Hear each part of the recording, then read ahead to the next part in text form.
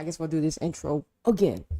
Welcome back to Anita's Joint, hashtag Extendajoint, where every day is payday, baby. It's your girl Anita flying high.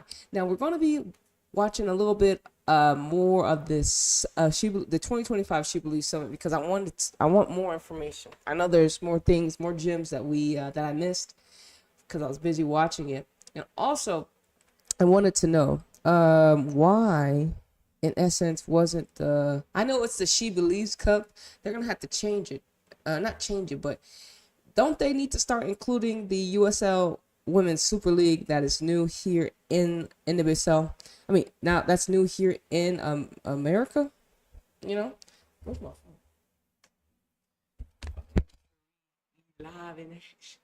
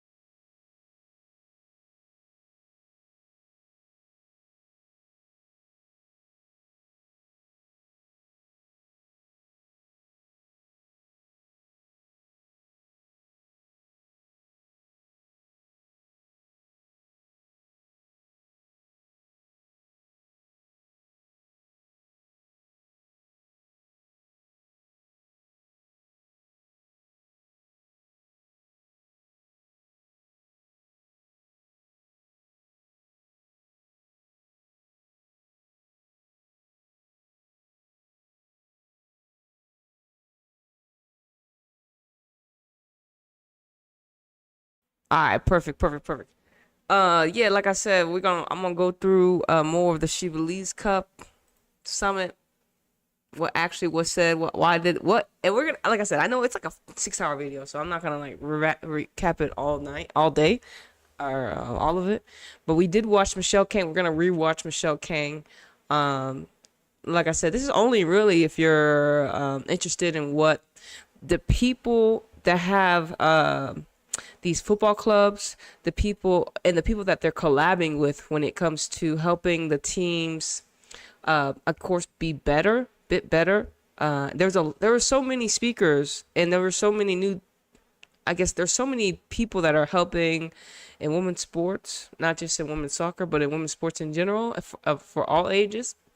And I definitely want to highlight them, and I want to hear what type of information, what type of frequency that they're feeding us, because I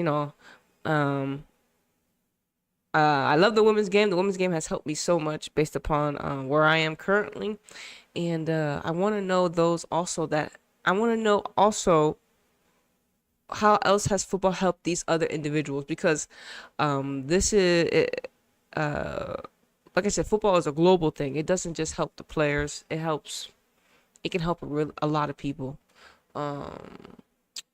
But my thing was, when I was listening to it a lot, we saw, of course, a lot of the USA people, a lot of not a lot, but a couple in the BSL teams got shouted out. A couple of the owners were there. And so my thing was like, okay, I hope y'all are not like in a way, y'all, they need to be linking with the USL Super League, because I was just looking on their calendar. It was like they had like 17 national team members getting called up, whatever rank it was. They also were able to produce in their first season. People were able to get scouted. 17. That may not be a lot, but that's a starting point. And that was just this last winter break, right?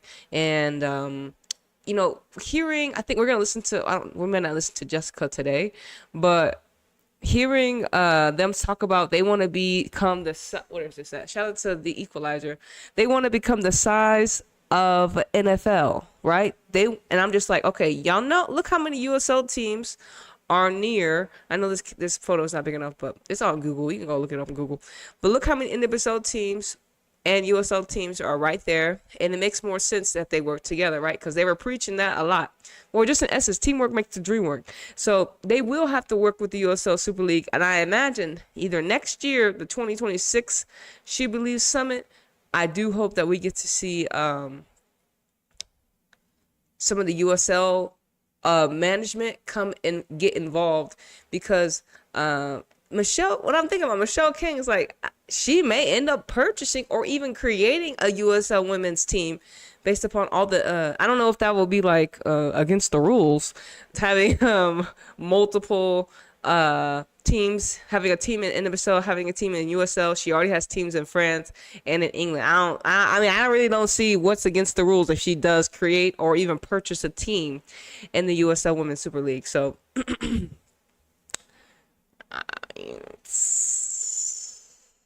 let me see though.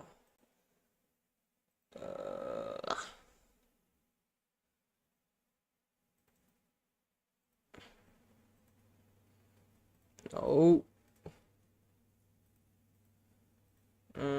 Hold on. All right, let's just read a little bit of. Let's just read a little bit of what they have presented to us, and then I'll go. I will go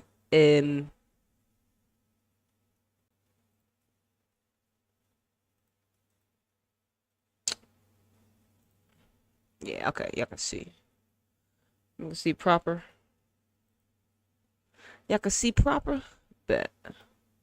All right. So the SheBelieves.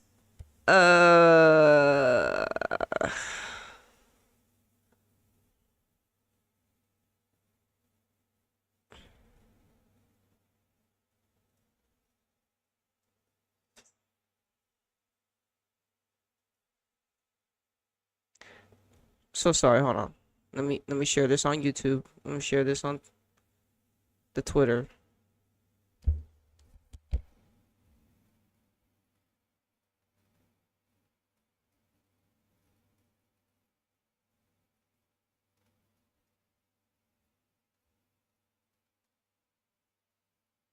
Un momento.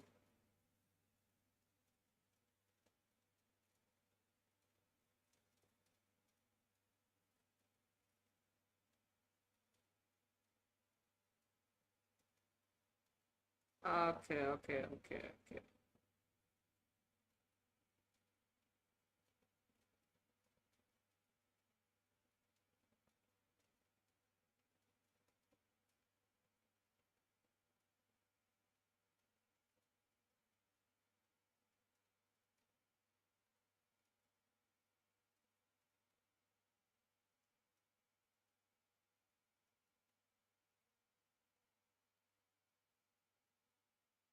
Oh my gosh.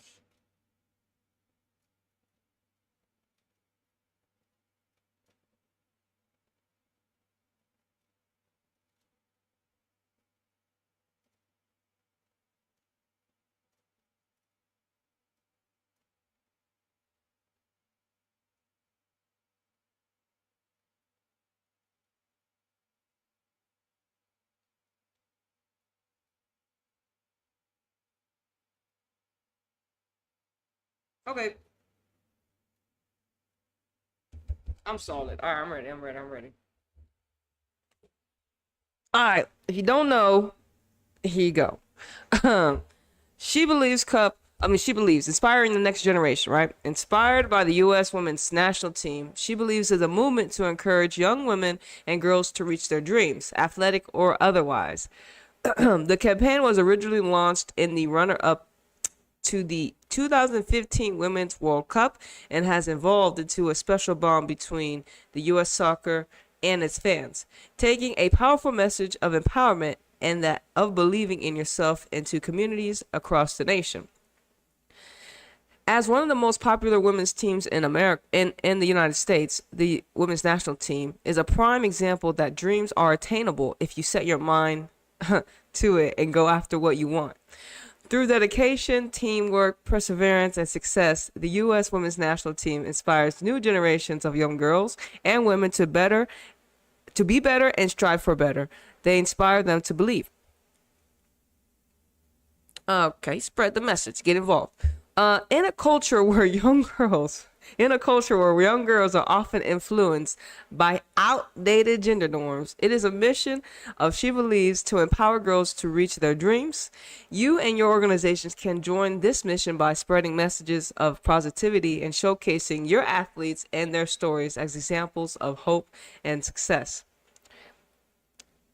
The empowerment of young women and girls is not an overnight objective, but a permanent movement that can impact millions. Because when girls and women succeed, goddamn, the whole world is complete. Anyways, I did it right. Okay, because when girls and women succeed, we all succeed. In essence, it is the reality of it. Yes, 100%. I don't know what else to say. Duh. Join us by using hashtag SheBelieves or hashtag SheBelieves Cup to broaden the awareness of the campaign that impacts every young girl and woman with a dream around the globe. Of course, SheBelieves. This was the presented by, I don't know who these niggas are, but Deloitte. At U.S. Soccer, we believe in more. At U.S. Soccer, we believe soccer is more than a sport. It is a force of good. Through the annual SheBelieves Summit presented by Deloitte, we aim to empower the next generation of women to define success and to achieve their goals on and off the playing field. So, like I said, this was this month, April. Hopefully, you were able to catch it. It's still on YouTube, which is great. Like I said, not all of the summit, in my opinion, was on YouTube because I saw Billie Jean King talk before everyone else started to be introduced, and that clip is not on YouTube. It's behind the scenes. Now, like I said, you could have registered for this for free, which I did. You either could have went there in public and in person as well. It was like $50, they said, more or less. But yes, this is how I came across it. I don't know when I came across it, but this is I was tuned in, tapped on, turned on. SheBelieves Cup presented by Visa, of course. The 2025 SheBelieves Cup presented by Visa featured the U.S., Japan, Australia, Colombia. The competition ran from February 20th to February 26th, and the matches will be hosted in Houston. Hold it down. Glendale and San Diego. It says Japan defeated America in the tournament. Exactly, because America had been spanking the whole damn. First of all, America. Anyways, don't get me started. All right. Yeah. So if you don't know, I wish yeah. So you can read a little bit on that little SheBelieves Cup right there, if you'd like. There it is. Okay. All right. All right. Okay, I'm about to mute myself too. We're gonna listen. All right. So this is just the beginning. Okay, we in deep. So like I said, this is the beginning of the video on YouTube. You can go access this hoe right now. If you don't want to hear me talk and stop, you can go listen to it solo dolo. But like I said, I ain't nobody recapping this shit. I ain't seen nobody do this shit. Anyway, it doesn't fucking matter. It doesn't matter. Like I said, this 2025 SheBelieves Summit was powerful because not only was Michelle Kane giving away money, we learned a lot about what her vision is. So and of course I'm gonna learn a lot of these other people's visions, in essence, because let's see. Okay, so we gonna get it started. Let's get it started. So there's two folks I want to introduce, starting with a friend of mine and the CEO and Secretary General of U.S. Soccer. That would be JT Batson. Now, JT of the U.S. Soccer Federation is a seasoned media technology executive, substantial civic and business leadership. Previously, as a member of the U.S. Soccer Finance Committee, he led the creation of the U.S. Soccer Development Fund. That fund raises money to support U.S. Soccer's development of world-class players, not just players, but coaches. I'm sorry, I totally missed the intro because I just needed to make sure y'all could hear it. So I'm gonna restart that bitch.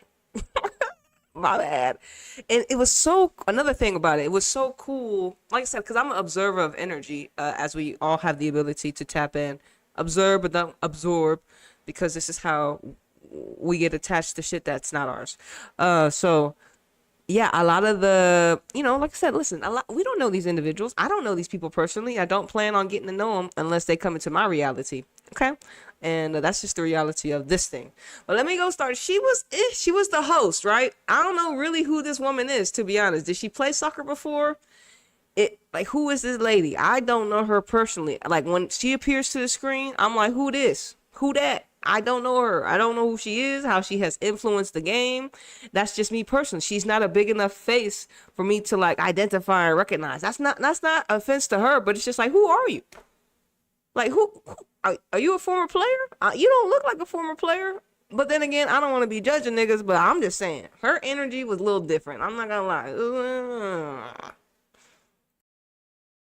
So there's two folks I want to introduce, starting with a friend of mine and the CEO and Secretary General of U.S. Soccer. That would be JT Batson. Now, JT of the U.S. Soccer Federation is a seasoned media technology executive, substantial civic and business leadership. Previously, as a member of the U.S. Soccer Finance Committee, he led the creation of the U.S. Soccer Development Fund. That fund raises money to support U.S. Soccer's development of world-class players, not just players, but coaches and referees. Prior to leading the U.S. Soccer Federation, his background, he was the CEO of Hudson Mix, an advertising software company based in New York and Atlanta. He co-founded that back in 2016 after serving as entrepreneur in residence for two of Silicon Valley's top-tier capital firms, Greylock Partners and Excel Partners. All the big news you hear coming out of soccer, that they've signed Emma Hayes, that they've signed Mauricio Pochettino. JT Batson has such a heavy hand in. Who is Mauricio Pochettino? Is that the men's manager? He a European dude? He gonna help first of all, America, only way American men could get into the World Cup is if they host them hoes. That's where it's going right now. It's not their fault that over here in America, football is not at the top of the chart. Okay, it's not. In a way, I don't know if it's not their fault in that way. I feel so they will have to overcome a huge. It's like U.S. soccer for the men is like women's soccer, but like not even. They're not the same thing. But the U.S. men soccer is literally way behind a lot of their counterparts. How about that? Compared to the men, they way behind. I'm not gonna compare them to the women because they don't compare. They don't compare clearly. Making this happen as U.S. soccer is elevated worldwide. So please welcome to the stage JT Batson.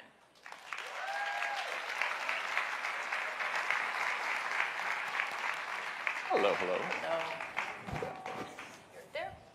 And then Michelle Kang, I'm so excited to have her with us here today. She is a trailblazing businesswoman and an investor dedicated to women's sports across the globe. As the first woman of color to own a national women's soccer league team, the Washington Spirit, also Olympic. Michelle Kang, I don't know. It's funny. They say she a woman of color, but she's just not white. Bars. When they say a woman of color, it just means non-white.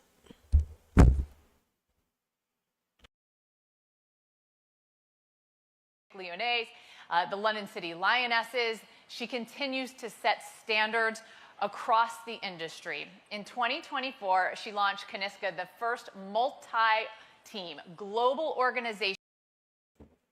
Let me tell you, when I was thinking about what Michelle Kang was doing, I'm like, hold on, nigga, this is what I'm doing. This is what I've been doing. Because for me, I support many football clubs. I support City. I support Tigers. I support Houston Dash. And when I can, I support PSG. So I'm just like, damn. I'm a manifestation of a fan or observer, a powerful spirit that has used my platform to use all the teams that I like to watch and bring them together. So Michelle Kang, in essence, has done the same thing. She didn't say, oh, I like these teams. She chose the most richest teams, or the most teams that have the ability to Well, she chose, of course, Lyon, one of the best teams. She chose maybe teams that had the infrastructure, also that had the right about. There's a lot of things to go into why Michelle King bought the team she bought. London City Lionesses was her only option in England to purchase. Like I said, Washington Spirit, I'm not too sure if they had some stuff going on, and this is why she purchased them, because she could have, in a way, purchased anybody, right? But she only, think about it, she only purchased them for 35 milli, bro. That's a whole NWSL team. I mean, that's a whole NWSL championship winning team, and she only purchased them for 35 million. It's crazy, right? Because now we're talking about just getting into the league is like 130 million. So 35 million to 130 something just to join the league is a huge, enormous jump. But like I said, Michelle King is, when I looked up her, because before when we first were introduced to her, we didn't really have too much information on her. But Michelle King is a billionaire, if you don't know. So this is in essence the first time we've had a woman billionaire be invested in the women's game like she is. A billionaire. Having a billionaire woman in the women's game is, I mean, like I said, to the other sports, she's going, of course, she's a pioneer, or even a reflection of what other, I don't know what it's going to take for you to become a billionaire. I don't know if that's even possible on this earth.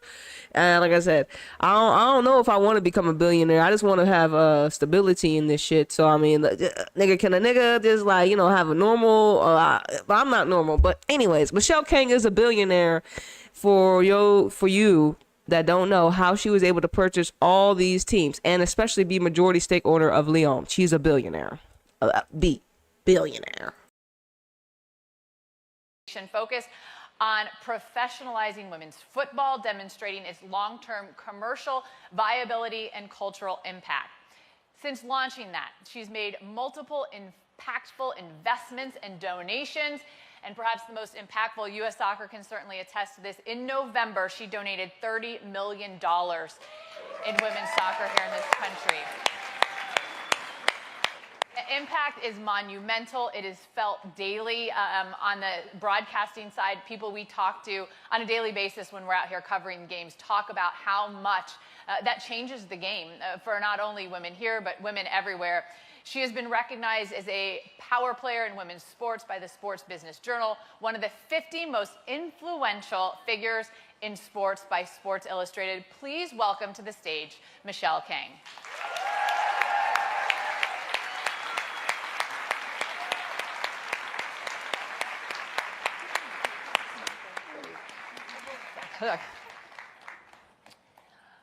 Okay, so as we talk about the investment, and I know I sort of just gave you guys lengthy introductions, just tell us, for folks that are sitting here and they wonder how you got started, how you got involved, everyone's path is different. Just tell me about how you got on your path to your current roles, JT. So I grew up in Augusta, Georgia, playing soccer. Soccer was certainly my life. Played, coached, refereed. And went to college at a time when you graduated from college, there weren't a lot of career opportunities in soccer. Certainly if you weren't good enough to be a player or you didn't want to have a career as a coach, and I definitely wasn't good enough to be a professional player and decided that the coaching wasn't the path for me. And so I was in school in Silicon Valley, so ended up working in technology, but was always trying to figure my way back into soccer. And his story is very interesting too, because we were able to peep game that he actually, the same person that put him on before, he had already met this person. So, you know, I like Michelle King because she's an outsider. People like him were like, hold on, the same person that put you on was, it's just like based upon like a lot of these people back then, because I mean that were with US Soccer before, they in essence they really had to know somebody. You had to really know somebody to get in. Nowadays, who gives a fuck, nigga? I don't care if you know Obama. I don't care. We don't care. Because we've been able to identify, like, look, man, some people are just no good. But yeah, his story, he's gonna tell you how the job that he got was the same person that had his back before. And like I said, I don't know if it's a good or a bad thing, but it just shows you how things were going down back then. If he didn't maybe not know that person, he may have never been in this realm. Not in this realm, but in the realm that it is. Like, so he had to know somebody, and that is not good for. It's not beneficial, but it is for control. It's beneficial for those that are in control, so they know, like, I know you. When you have an outsider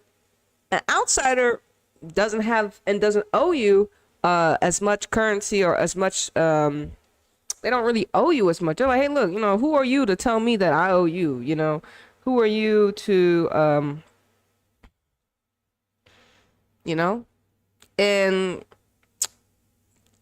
it's, I guess there's pros and cons, right? Because if you have an outsider and they don't know nothing about the game, well, they could, you know, mess up. But sometimes also an outsider is a better observer than someone that's been in-house because they've been fed so much.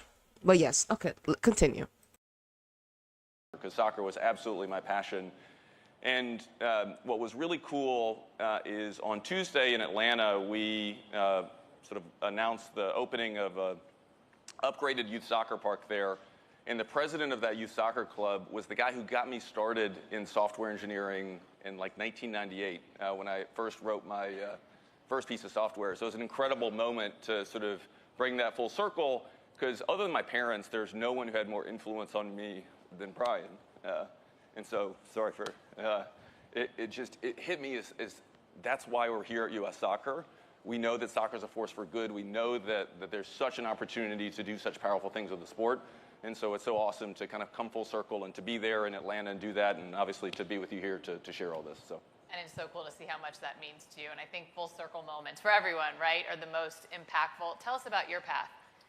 Well, unlike JT, soccer was not in my life, and I didn't know anything about it until 2020, I guess effectively 2020. And then with the controlling owner starting 2022, I think, you know, you can say it was by accident, but now I feel like it was fate, destiny. So here I am. Initially started out as a minority investor, but I saw the huge potential, the gap between where it was versus where it could.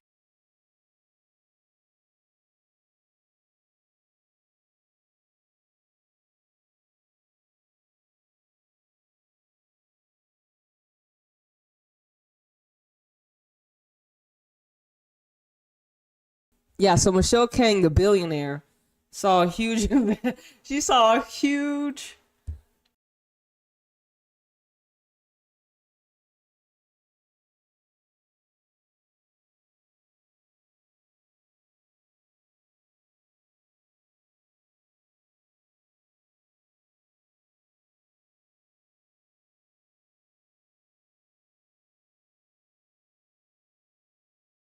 Michelle Kang saw a huge investment. So what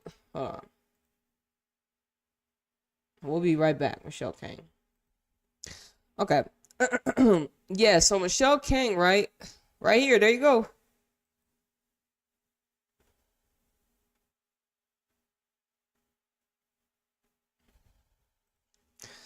Well, when it comes to being a billionaire, look. If y'all don't know, look. I don't know what it's gonna take for. I don't know if an everyday person can become a billionaire. You do got to be one of a kind, right? And then you really do got to know somebody. Now, a lot of these people are not good people.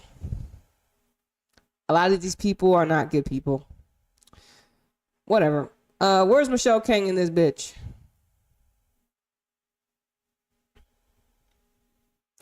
Damn, Michelle.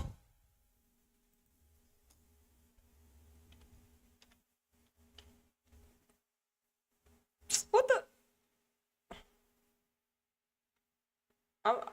There she is. Damn, Michelle.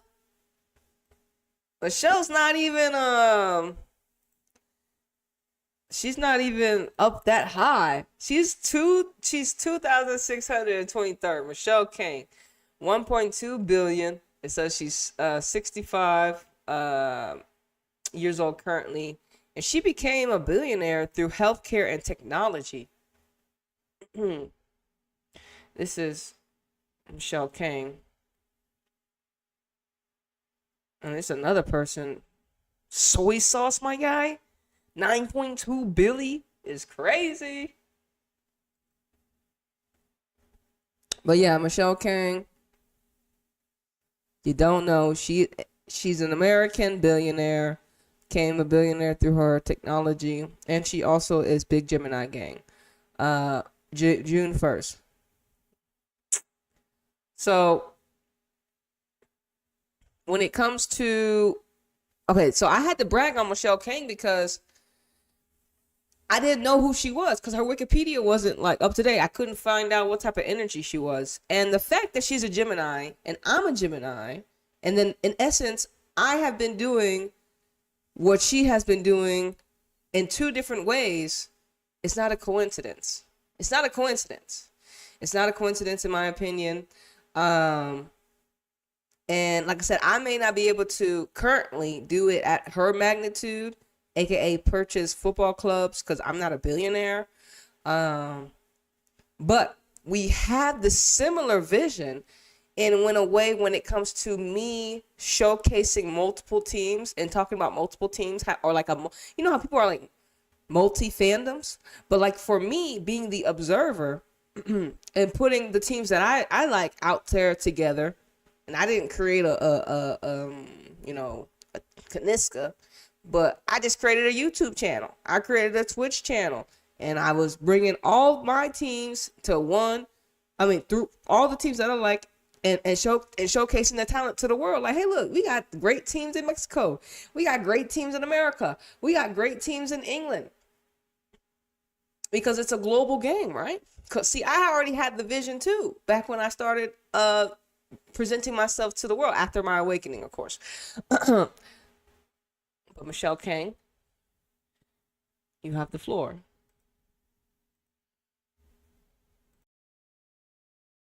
Could be. I was so shocked that no one was really seeing it and going into investing in it. She was shocked that no one was seeing it. Why was no one seeing the value in women's football, even though the women's football USA is the most winningest World Cup team? Didn't no one had seen what Michelle King had seen until 20, what she say, 20, I think she's like 2021. She's going to tell you how she was introduced to America because she didn't know them. She's going to tell you how she was introduced to America because she had no idea. Similar to a lot of us, I remember when I started watching, I had watched America, like I said, when Abby Wambach was there, Shannon Box, we had Hope Solo. This is when I was introduced to America, right? The Hope Solo era. Hope Solo's era was my era. Not her beginning, but her world class. Her after everything. The Saves, Abby Wambach, the rise of Rapinoe. Of course, I was introduced to Alex Morgan when she had just got into the scene too. And remember, the women's football game was not presented to us like it is now. Like I really had to search for live streams to be able to watch the women play because of course we didn't have access to them back in the days. And it's so funny because when I was looking, because I'm a Manchester City supporter, but Manchester City was the first football team. The men's side was the first team that I got really in tune with. And then of course it was USA women. But I became a soccer quote unquote fan when I was like in 2009. So I was introduced to Manchester City men in that time, 2009. So I looked at it, I was like, damn, I've been a soccer supporter for a good minute. But my awakening didn't happen till 2019. So like 10 years later, the Rona happened, and then we all had to wake the fuck up, right? We all woke the fuck up, sat the fuck down. And we had to really change our worlds. So yeah, listen to how Michelle King was introduced to America. This were sort of a Silicon Valley idea. It would have been like take your number type of thing. So just like what I did in my non-sports career, when you see it, kind of the opportunity, when everyone thinks I'm crazy, I've done that in my other career as well. You just go jump in. So following up on that, when you said people could look at that and think you're crazy, what was it about the opportunity to become an owner that when you said other people might look and think that's crazy, what was it about that opportunity that in your mind you were like, this is the right thing for me? Yeah, I think it was a lot about the product itself, right? It was an incredible product. We have one of the really incredible athletes, and the product was really unbelievable. Probably not at the fullest potential that it could achieve, but even, I mean, it was really good enough.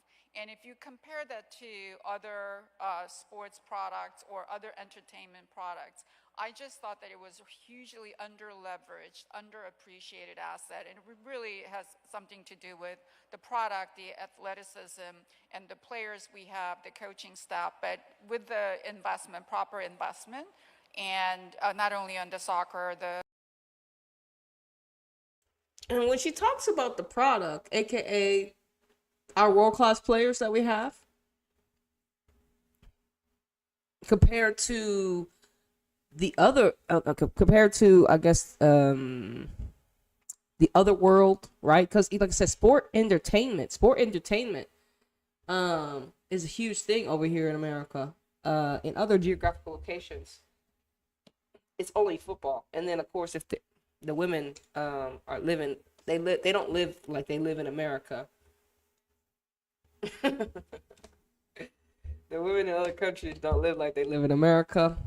So their sexism and all that stuff that pretty much hold them back is not as there's not as many holes for women in other countries to get through like there is in America, because I mean, we have billionaire women over here. I'm not saying we are the only people that have billionaire women over here, but how many other countries? There's probably a lot of billionaire women in other geographical locations, right? But not one has yet invested like Michelle King in the realm of women's football, the realm of women's sport. You know what I'm saying? And like I said, it only takes those, what do you say? Where are all those guys going to play and get really a lot of money from these countries that really don't, based upon the media, respect women? If they were not mentally the way that they were, they would be one of the the biggest women's markets. But since it is not like that, and now they want to be, it's just like y'all are a little too late. It's gonna take y'all a little bit of time to get through all this suppression of women's opportunities to be able to create the image that you want. These other countries that have suppressed their women, because it's not gonna be that easy. You can't just not respect women and then, oh, I'm gonna give you an opportunity to play football. Now I respect you type shit. Like, no, nigga, like that's generations of neglect and abuse. on the pitch, but off the pitch in terms of fan development and so forth.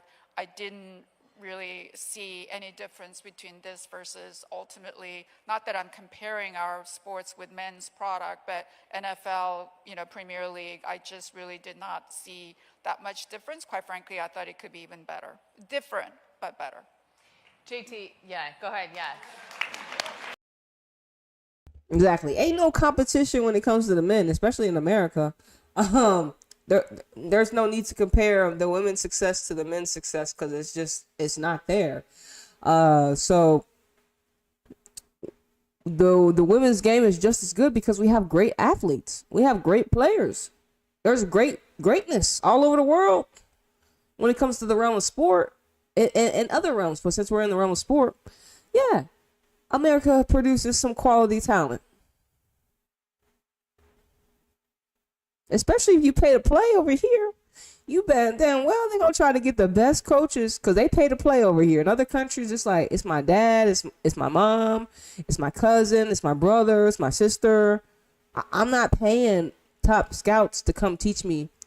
But in America, you sure are. Yeah,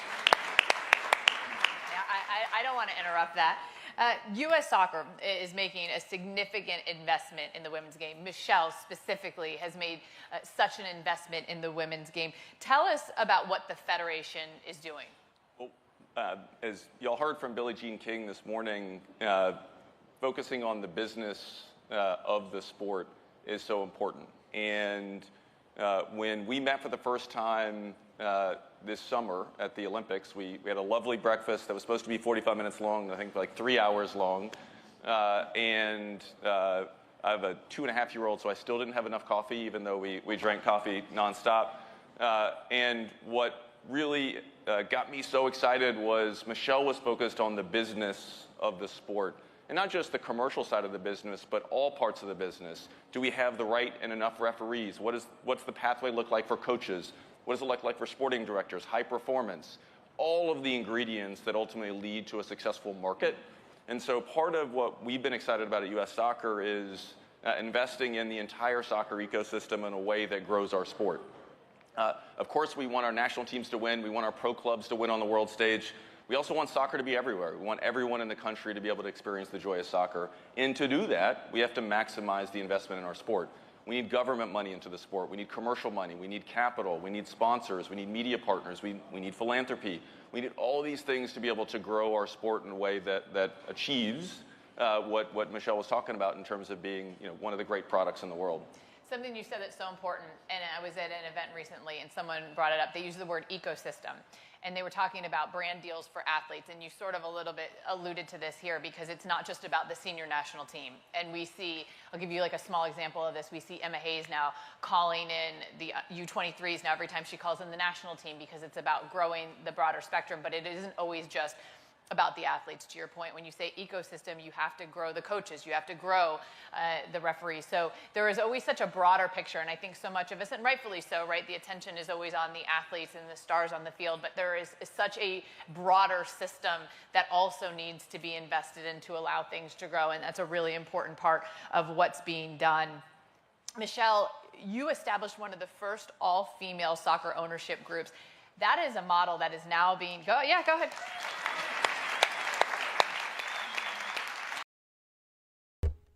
The first one to do it. The first one to do it. Because ain't nobody in the whole planet had the idea, or like I said, it wasn't the right time to be able to do this. They weren't interested in doing this. And like I said, Michelle King was like, hey, well, is it legal to do it? I guess it's legal, but it's like, it's going to be a conflict of interest, but she's not like, in a way, it's like, if London City Lionesses and Lyon reached the Women's Champions League final one year and they faced each other, we're going to be like, well, Michelle King did it because she has brought her, London City Lionesses story is going to be crazy. Like, they're going to be from second tier, top flight, then Champions League is crazy work, and I'm not too sure how fast Michelle King wants to do it, but I bet you in damn 10 years she's trying to do that. She's trying to do this in like less than 10 years to get London City Lionesses a Champions League. I mean, why not, right? They're gonna have the ability to. She's gonna have the resources to back them. I'm looking forward to the London City Lionesses growth because this project is special. Like, how can you not cheer on? First of all, a team that was in the second division and then has been able to, first of all, attract Michelle King to purchase them, and then also attract other players that are invested in this project and women's football, invested in this practically. I don't even know what to call what Michelle King did, but she's the first one to do it. And like I said, it takes. Who would have known? Look, if all the billionaires invested such and such into, the world, what would our world look like? But all Michelle King did was like, hey, I'm going to invest into women's football. And look how much she has impacted the realm. But we don't live in a world where our billionaires want to invest in and Michelle King's like 2,630 something on the list. So I am looking at her, but she's invested in the realm that I'm already in. So, man.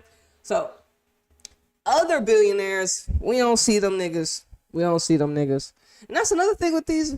It's like, how y'all not investing Like, America is crazy. That's being replicated across the sport. Tell us about the journey of Kaniska. And I talked about it a little bit in the beginning when I brought you up on stage, but explain to folks how that came about and what Kaniska is doing. Yeah, so when I first took over Washington Spirit, I really tried to understand how do we make this product really better, and that required a lot of investment. It's not any different than whether it's a software company or manufacturing company. There are a lot of things that we needed to invest, like how do we train, the nutrition, the coaching development, referee development, all that. So, but then when I started looking at what's the magnitude of investment you need to make this like really prime time, mainstream product, as now a lot of people say, and I've been saying this from day one, that women's sports, especially women's football, soccer, is not a charity product, right? So money doesn't grow on trees, and all this, a lot of equitable pay and everything else is going to happen and close the gap if we are successful on the business side as well. So the level of investment that I saw was huge. I'm crazy enough to invest in one team, but the level that I thought was required was not something that anyone can really justify on top of all the losses. She said the level of investment is something that no one will really justify. So it was just crazy. Geniuses are crazy. Geniuses are crazy. Geniuses do shit that nobody will be willing to do. And they'll look at you crazy. But when everything works out for Michelle King, which it is already going to work out because no one's done it, nigga. Wow. So geniuses are crazy. Y'all need to understand. And she said the magnitude in which she had to do it was 3 times in different leagues, because of course it makes sense. You can't like buy 3 individual teams. That'd be crazy. But yeah, she had to do it 3 times over. It wasn't just one team is going to do it. It's not just 2 teams going to do it. It's actually, I need 3 teams to be able to make this work. To make this work, she needed 3 teams. She needs 3 teams. So she needs everybody. Players in England, players in France, players in America. And of course, she signs players. She signed Aslani. Aslani was one of the first players she signed from Sweden. She also signed Jonathan from Barca, Spanish. Then we got Pichère from France, the French manager. That's the London City Lioness manager. Of course, she done got, what's his name? Joe Monta whatever. With Leon, and it's rumored that he may take his talent somewhere else. I don't know if he'd like in Leon. I mean, look, when you beat everyone consistently, sometimes you are that you're incurring by running a team. And I didn't want to just do for the sake of doing it and sub-scale level and say, oh, we're investing in it. But after that investment, you're going to have really nothing to show for. So if you want to do it at scale, like training women as women or female as female, it requires some significant resources and personnel to get it right. And here, speaking of the SheBelieves Summit, it's like, do other countries have something America has, like a summit for the encouragement of the women? I gotta start looking to see.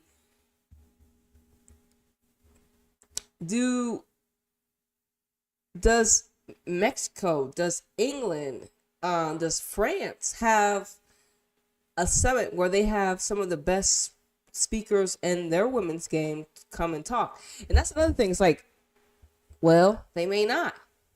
And they come over here to America to be able to express themselves because in their country, that system ain't set up. And it should be, because, I mean, America created a SheBelieves tournament. I don't know if it was a SheBelieves tournament. They created it. So they can create one too. And I imagine, I'm going to have to start looking to see if other countries, in essence, have a similar summit. Have a similar, I don't know if it was at this magnitude, if they got billionaires on the panel. Like, Michelle King's a billionaire on the panel. She's probably the only billionaire in the vicinity right now, currently in this arena. She's probably the only billionaire.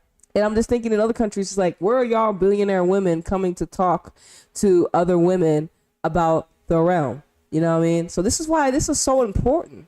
It's like, is there not another reflection of this in the in women's sport in other countries? Because in a way, this should be mimicked as well.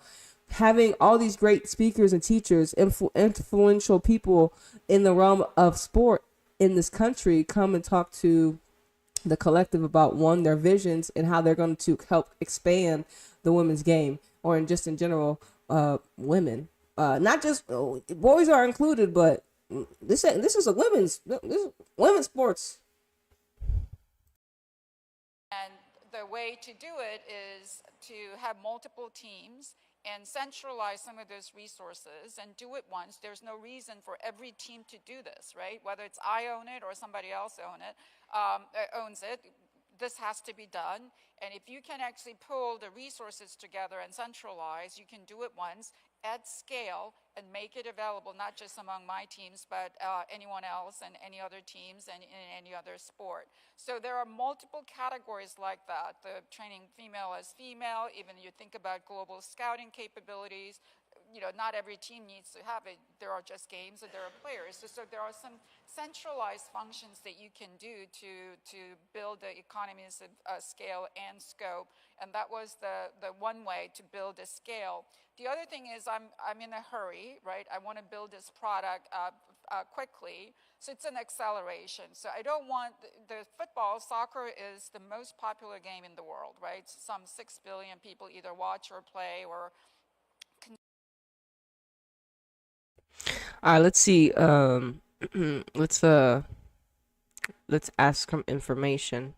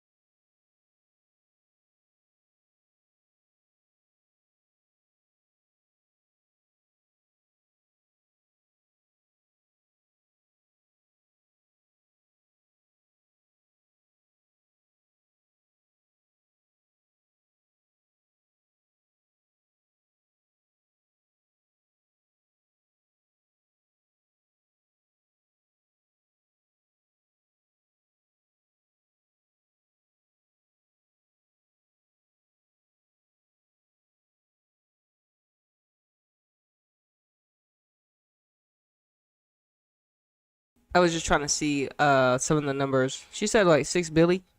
6 billion. Consume this product. And I don't want young girls all around the world, Africa, Asia, Latin America, grow up thinking all this training women as women, beautiful training centers or the stadium, dedicated stadium, are sort of like American, French, English thing. It's not happening in our backyard.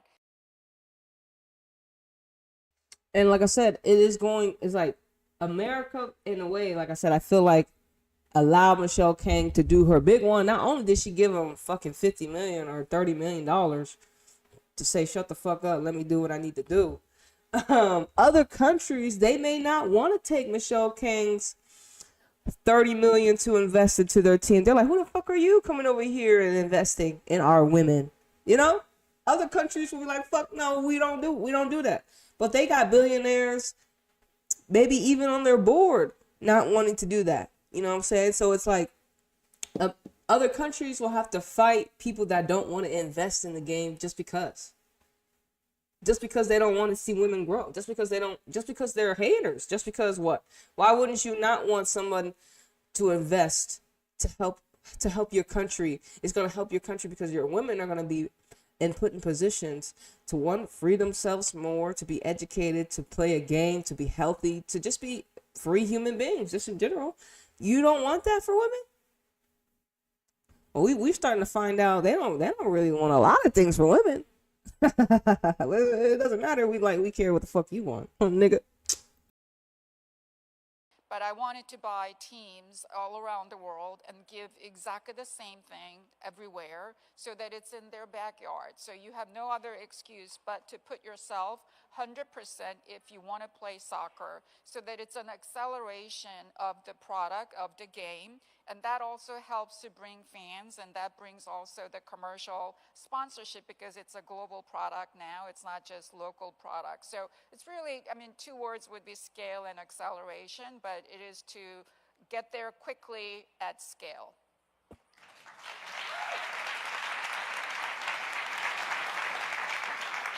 We know that you own these teams, but then there is the philanthropy part of it as well. And I mentioned the massive donation to U.S. soccer. And it's not just U.S. soccer, but U.S. rugby as well.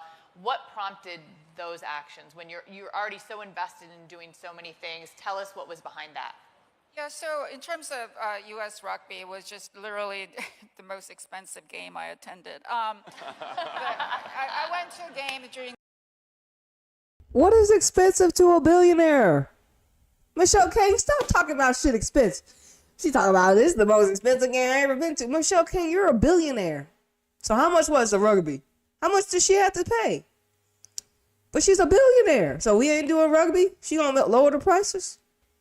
And I ain't never watched rugby in my entire life. Yeah, I'm gonna stick to football. But I mean, maybe I will get into rugby. We'll see. I mean, it hasn't come across my timeline like that.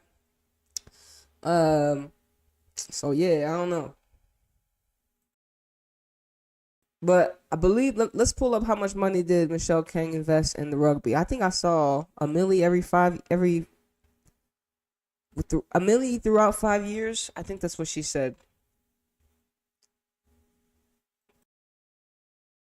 But I remind you, Michelle King's a billionaire.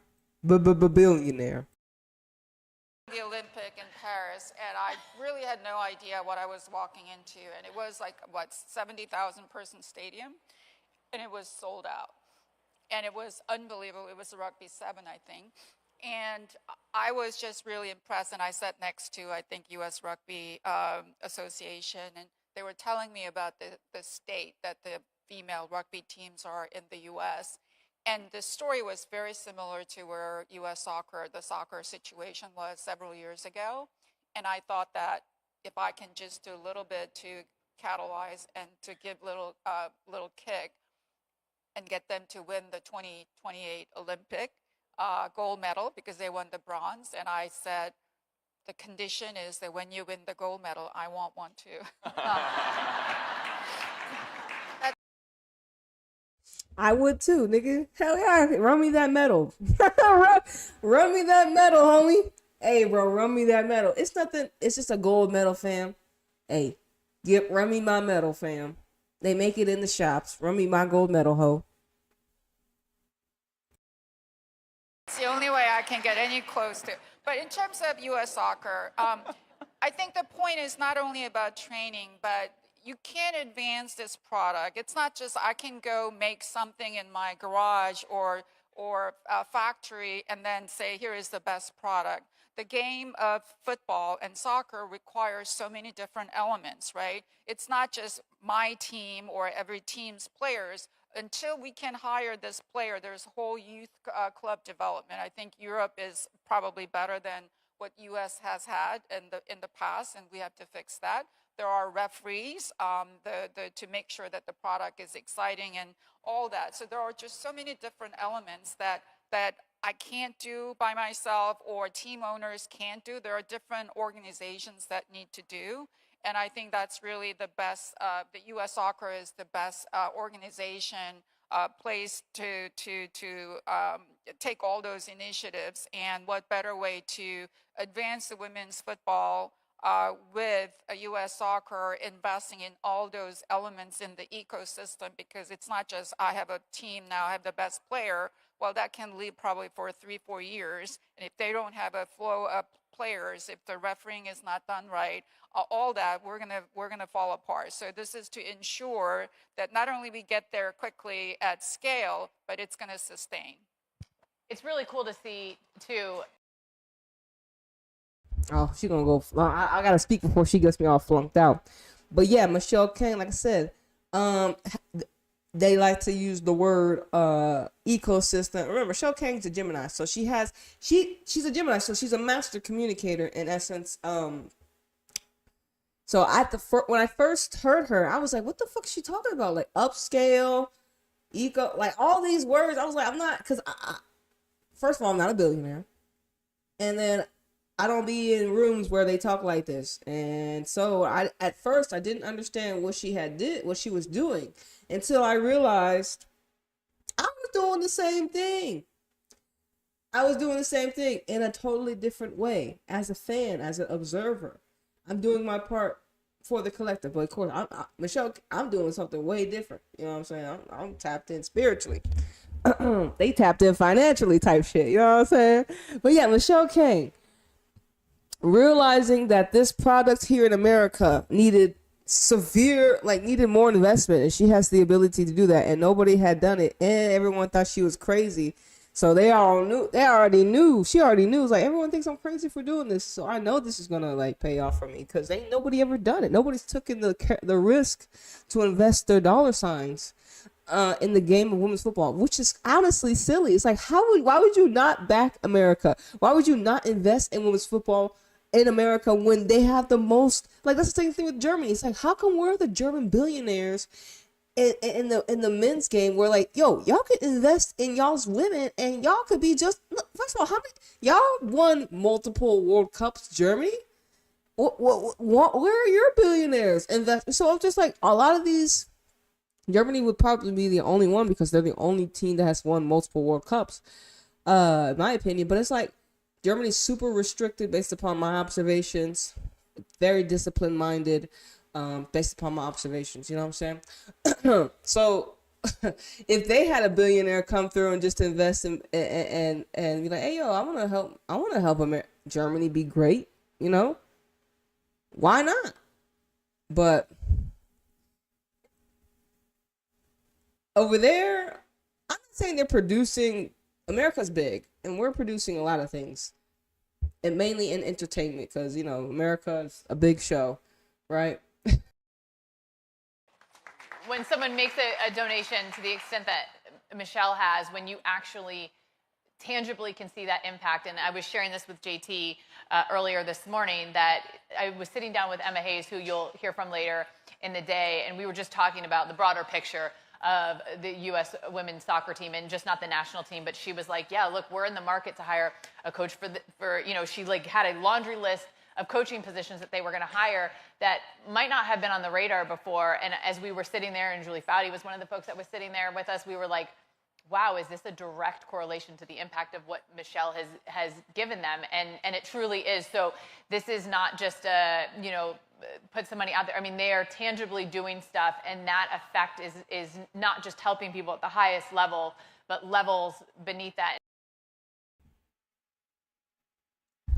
Michelle Kang's investment literally opened up an opportunity to be able to call up to upgrade U.S. soccer when it comes to a whole lot of things, right? Her 30 million, and then whatever she donated, like 25 million. All her, look, what is 55 million to a billionaire?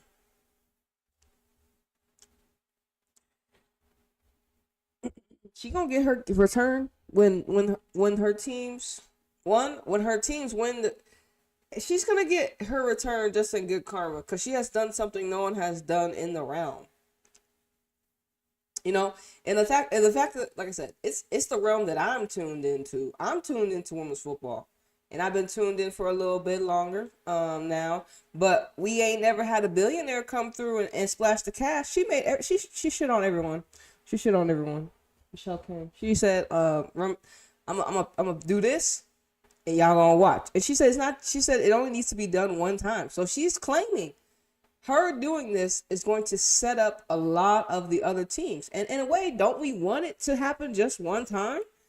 Don't we want what she has created to happen? I mean, to work the first time, and then other teams, other leagues benefit from this thing that she does. And now ladies and coaches and everything else that goes with how to create and how to sustain pathways for women and girls in the realm of women's sport. Don't we just want it to happen one time, and then everyone is able to learn and earn and grow off of one, you know what I'm saying? And then also the shit's gonna need to be tweaked and updated throughout the time shifts, right? Because new information will be coming when it comes to teaching and helping young women and young women and girls. You know what I'm saying? So, but this is also how, I'm not saying, but this is also how other things can go left, okay? It's, you know what I'm saying? There's another thing. There's also, but we're going to keep it positive. All right.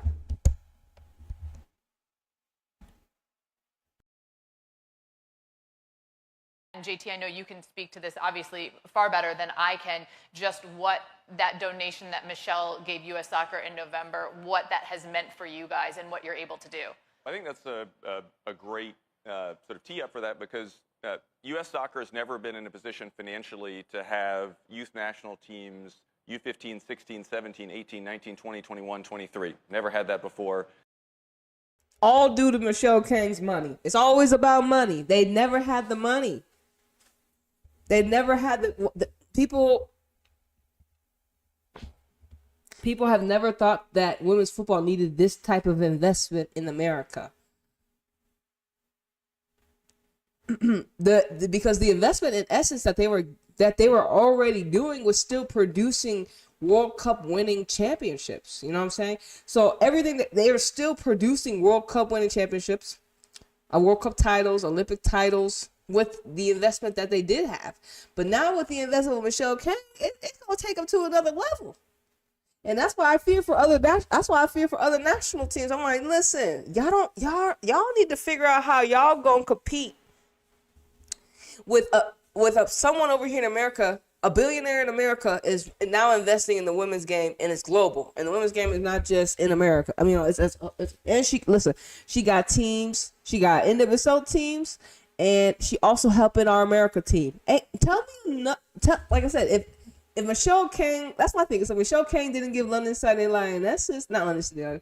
That's what Michelle Kang gave America 20 or 30 million for U.S. Soccer. She ain't give it to the French Federation. She ain't give it to the English Federation. She gave it to America Federation, because in a way she probably would have been turned down if these other, you know what I'm saying? That's the whole thing.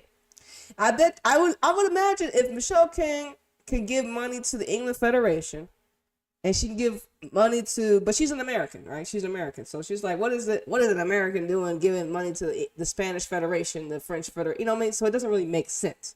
But what billionaires in England, and what billionaires in France, what billionaires in Germany and other countries that have a potential to have their national team be successful, right? Or even like all these owners that own, I'm not sure if a lot of these leagues are still owned by the federation and not as independent as America, because America is pretty much like either I own you or someone else own you. Not really too much federations really don't control the teams, but in other geographical locations in other countries they still do. Man, we only here an hour? That's crazy. I'm only 17 minutes in.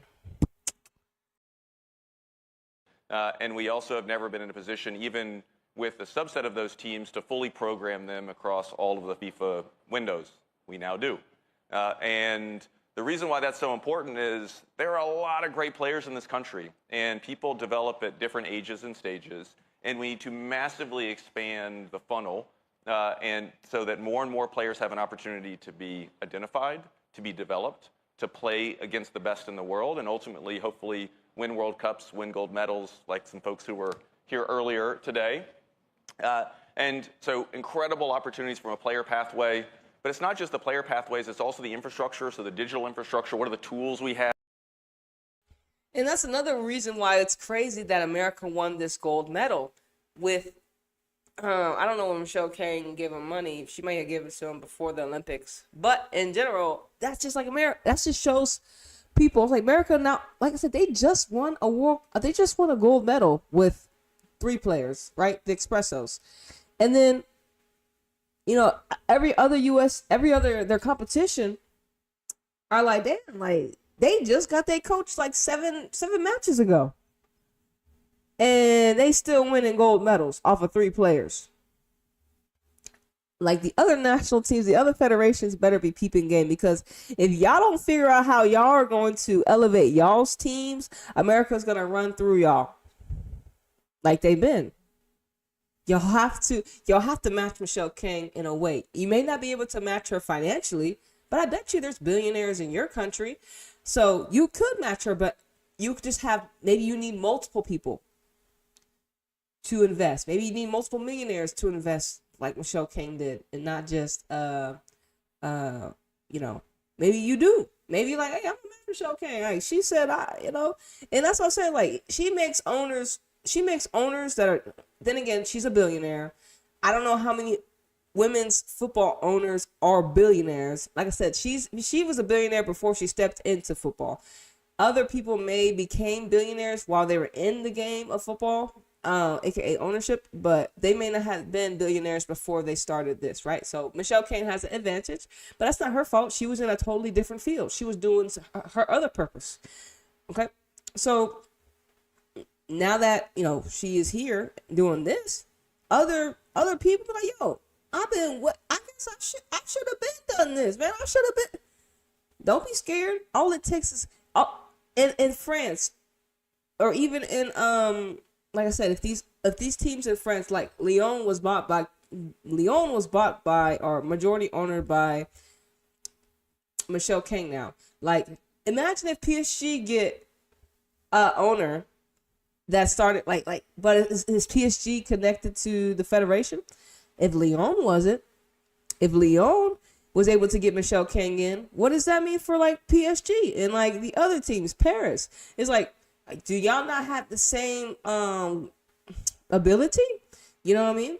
And like I said, some of these people, they're just not interested in investing, but they're the owners, and that's sad. And that only stunts the growth of the game when we have owners that are not invested in the global game of women's sports. When it's you can make it's crazy. Like, these owners, they look, compared to Michelle King, they look like they're not doing anything. I'm just saying, bro. They look like they ain't really doing nothing to compare to Michelle King. Like, it is what it is.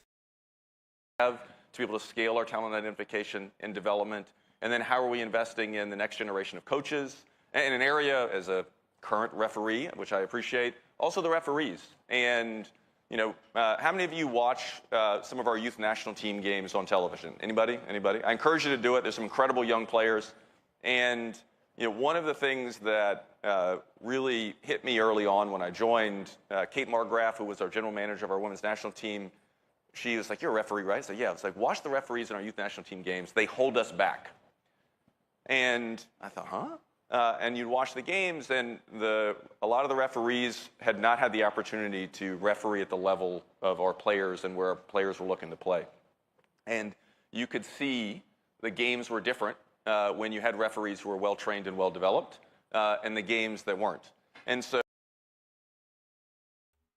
Exactly. The referees got to get paid better. Referees need money too.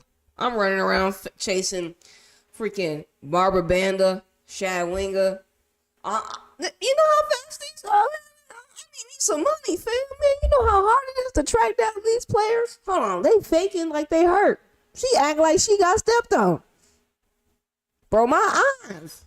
I'm going to need some money. The coaches need proper training. How many people I've been to many basketball games. I've been to many I've been to many basketball games as a person. At multiple ages, middle school, high school. preferably. And yeah, all coaches are different, but they're not taught the same, right? Not everyone's work ethic is the same. And like I said, the information that they give them when it comes to coaching, it may not be top tier. There's only a certain amount of coaches referees that ref, you know, and then of course it gets deep too, because they only allowing certain referees in. Like, niggas, like, referee can do their job. Like, let the referee do the job. But that referee needs to be able to be controlled type shit. You know what I'm saying? And then when we get to all the, ritualistic shit they be doing behind the scenes, it gets crazy. But they got the money to be able to, like he says, program the youth at younger now. And my thing is, okay, the path to get into these whatever teams, it's still, as my knowledge, it's still pay to play in America. From my knowledge, it's still pay to play. You still have to pay these academy people to get your young player in, right? There's not really opportunities for you just to be, oh, wow, I just saw you. Like, I don't know how many scouts go out to locations where people are not paying to play. I don't even know if they even go to these demographics, because there's quote unquote no currency in it, but there actually is, because the product, aka the talent, the players, is the currency. So if America wasn't so pay to play, we probably would have much more talent than we already have. We're in essence looking at a lot of these players that have been able to have the resources to be able to pay their way through, to get top flight. Because as we see, sometimes when we see these players, I'm like, how the fuck did you even get professional? Like, how actually are you even in the league? Like, man, look, I mean, I'm just saying, like, really though, like, how? Well, their parents had the ability to pay and keep them in this program. And not everyone has access to that, correct? Especially in America, unfortunately. So Michelle King giving them more money to be able to do more pay to play, it's a dark side. There's a dark side. There's a dark side to this, but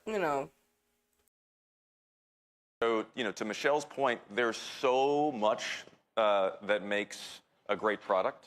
There's so many components on and off the field, and making sure at U.S. Soccer that we're being very intentional around how do we support all aspects of the game so that we can scale our impact and accelerate it. And I think we're starting to see the results of that right away. There's some very tangible things. So, for those of you who followed our men's national team for a long time, you've probably heard a lot about dual and multinationals, players who have the opportunity to play for a lot of different clubs.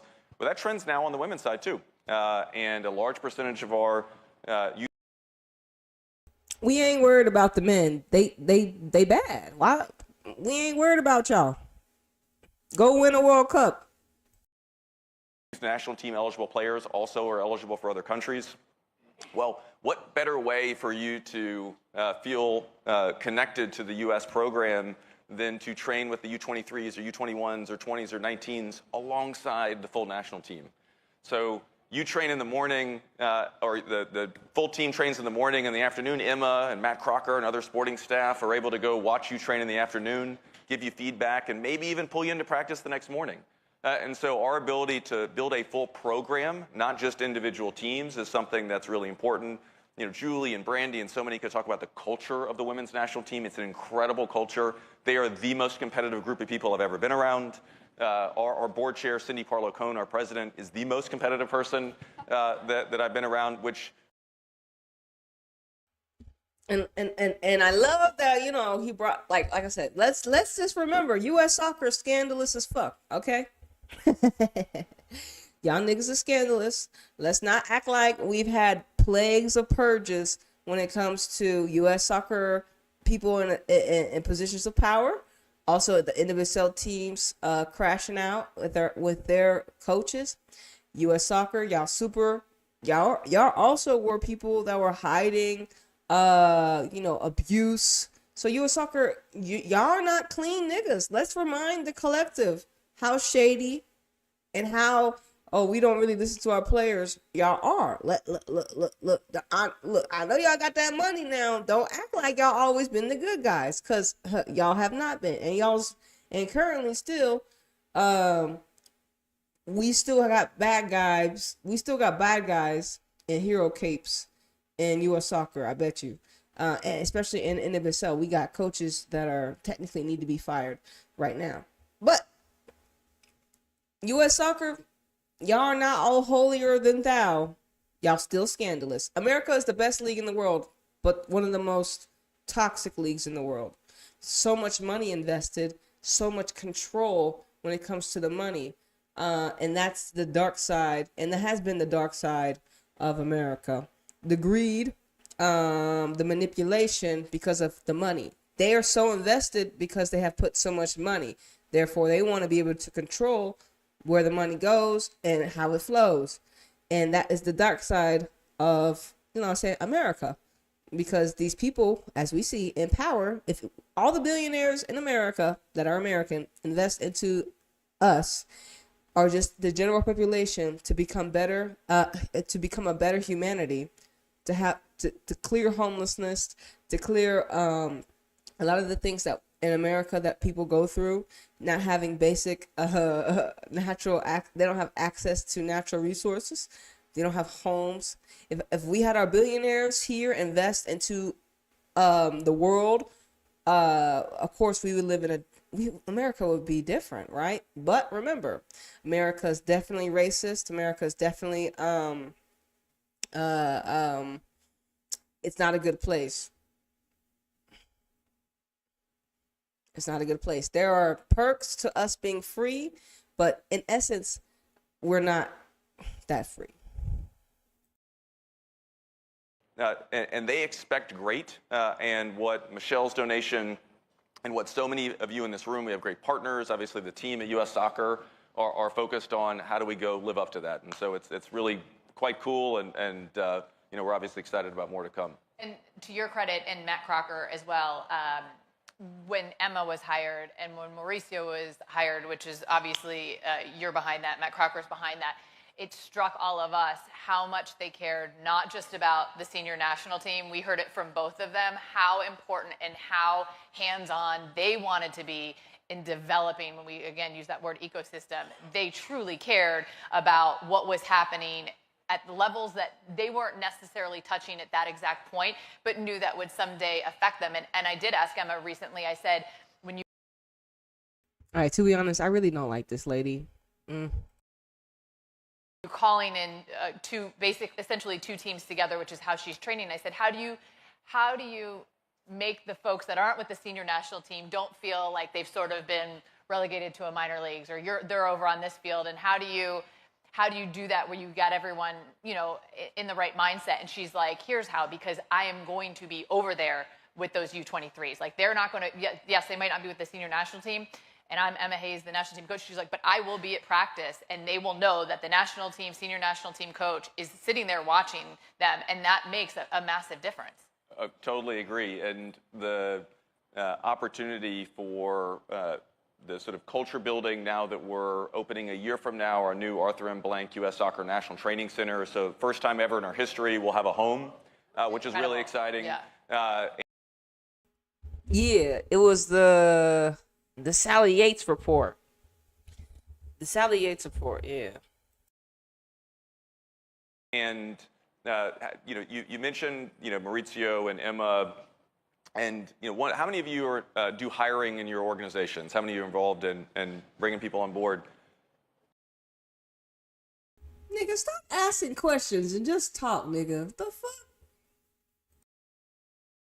Part of how we got two of the best coaches in the world to join U.S. Soccer is sharing the full vision of everything we've been talking about and the role that they can play in transforming what soccer looks like in this country. And these are people that could coach anywhere. And so they want to be somewhere. Of course, they want to win. I mean, they're incredibly competitive. They get the gig.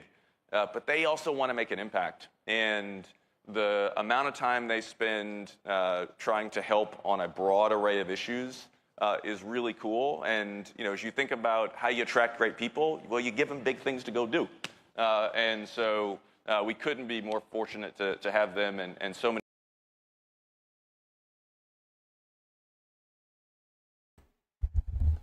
How do you attract great people? You give them great things to go build.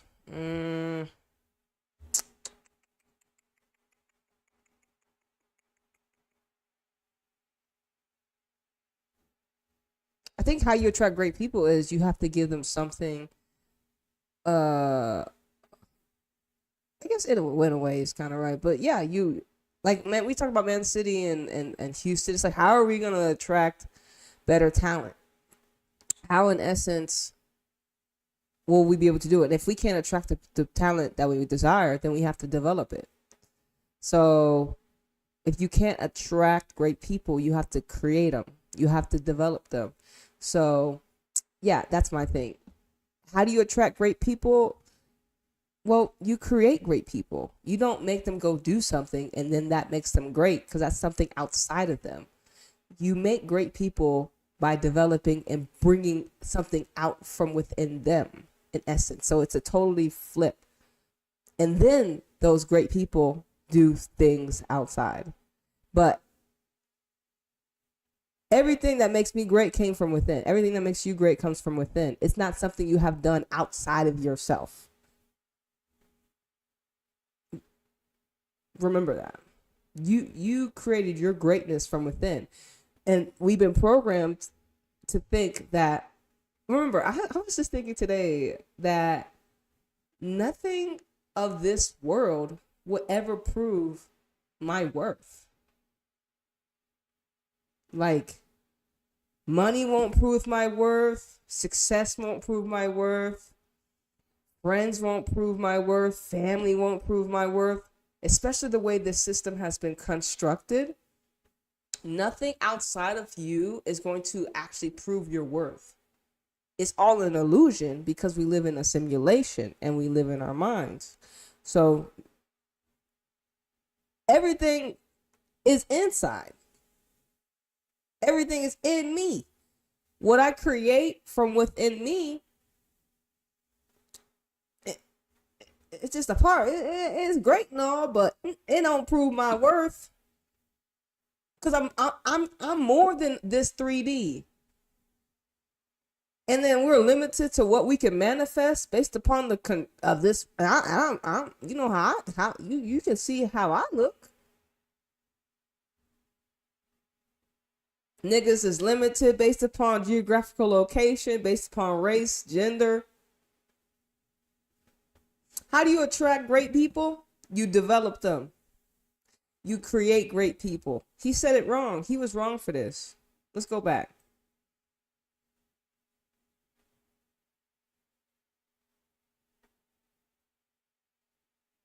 Damn. 20. Okay. So there's two. I mentioned the massive donation, breakfast and coffee. You know, the U.S. teams are. So there's.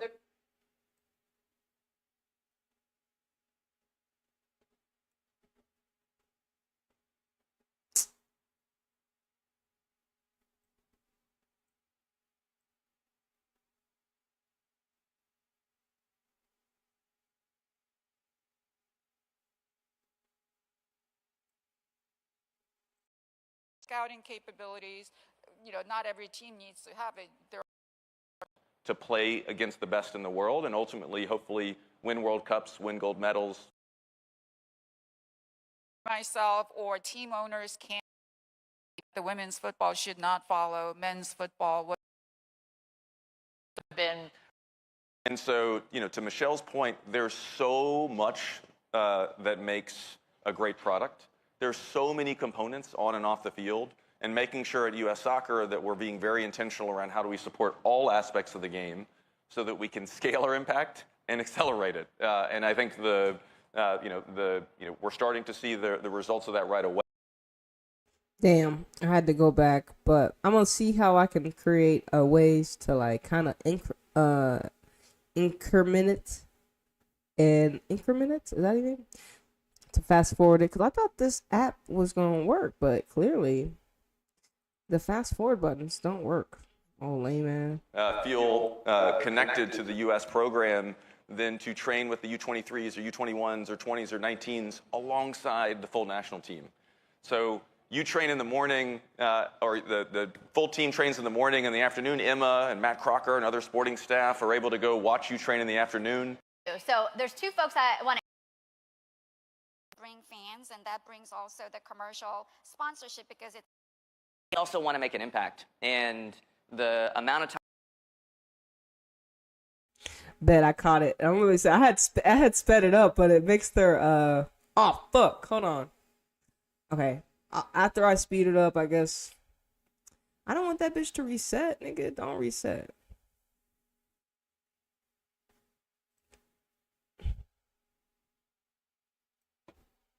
So there's two folks that. Fucking. And so if you think, we also want to make an impact. Okay, I got it. He about to say the line. Hold on. And the amount of time they spend trying to help on a broad array of issues is really cool. And you know, as you think about how you attract great people, well, you give them big things to go do. There it is. How do you attract great people? You give them big things to go do. Why I gotta go do something to be great, nigga? Why can't I just be great from within, nigga? Type shit. Huh? Why can't I just be me and be great? I'm a great listener. I didn't do nothing but listen. I didn't go out somewhere and do something like that. I was great waking up and cooking breakfast. But I understand in the realm of football, but still, remember, it's still a lie. You don't need to do something outside yourself to prove your greatness. Your character does all that shit. It's all a manifestation. Everything outside of us is just, I don't need to go outside and be great. That's a lie. I don't need to go outside myself and be great. It's a product of my greatness. Me being able to do something outside is a product of my greatness. My greatness doesn't come from external validation. My greatness comes from internal healing type shit. Internally. All your worth and value comes from within. Ain't nothing of this world, nothing, not one thing. Because it'd be different if we weren't lied to. In our world, what didn't look the way it looks. But unfortunately, our world looks the way it looks for a reason, because we've been lied to. And people like, it's the subtle things. You got to listen to what the fuck they saying. You don't need to go somewhere else outside of yourself to be great. Just be great right now. Inside you. But yeah, that's the only thing I had to say, because it's important, because it makes people think your only worth is outside of you. How do you attract great people? You be great yourself.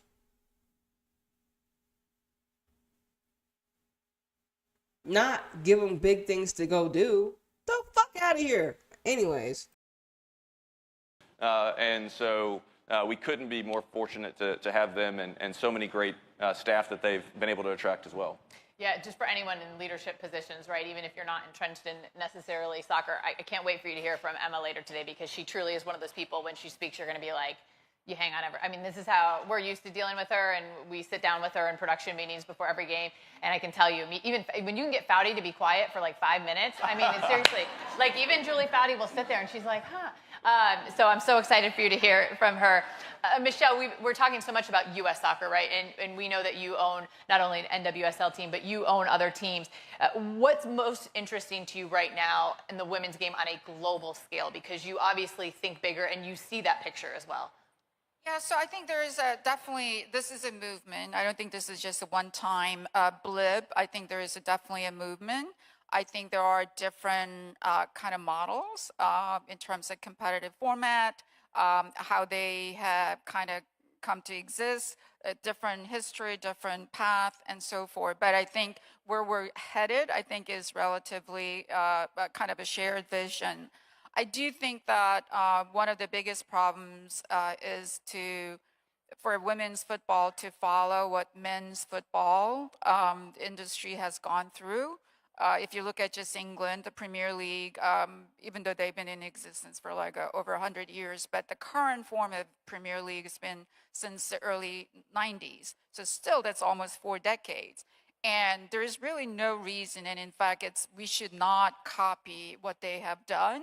We should have our own way of developing our games in terms of competitive format, in terms of how we evolve. So there are actually, quite frankly, in Europe, there are a lot of active conversations going on about what the future of women's football should look like. And actually, there is a consensus, in my opinion, even the men's team's owners, they all believe that the women's football should not follow men's football, what men's football has gone through. And yeah, I know in a good way, the prevention of women's sports is a good thing because they see how the men have done their men, the men have done the men's sports, and so it's good that they actually have the audacity to say, look, we don't want the women's game to follow the men's game because we see the errors in our ways, and we don't want the same result for the women. So it's actually nice to see that this is something that is being talked about. So if the women's game is different from the men's game, how will this manifest? They still play the same game, right? But how, in essence, will it be different? Like, you know what I mean? So like, what in ways will the men's game and women's game differ? And will we be able to see it, obviously?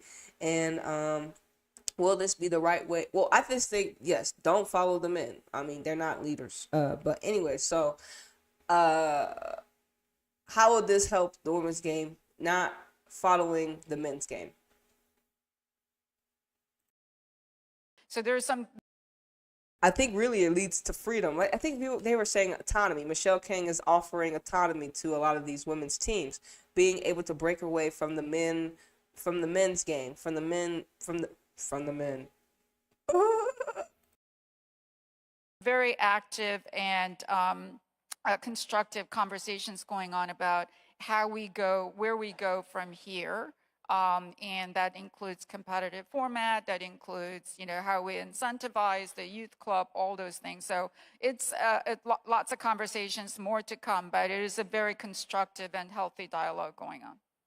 JT, how much does that impact what you do? Because you're here focused on U.S. soccer, right? But these conversations are going on, and clearly you take in all of this stuff. How much of that filters to you?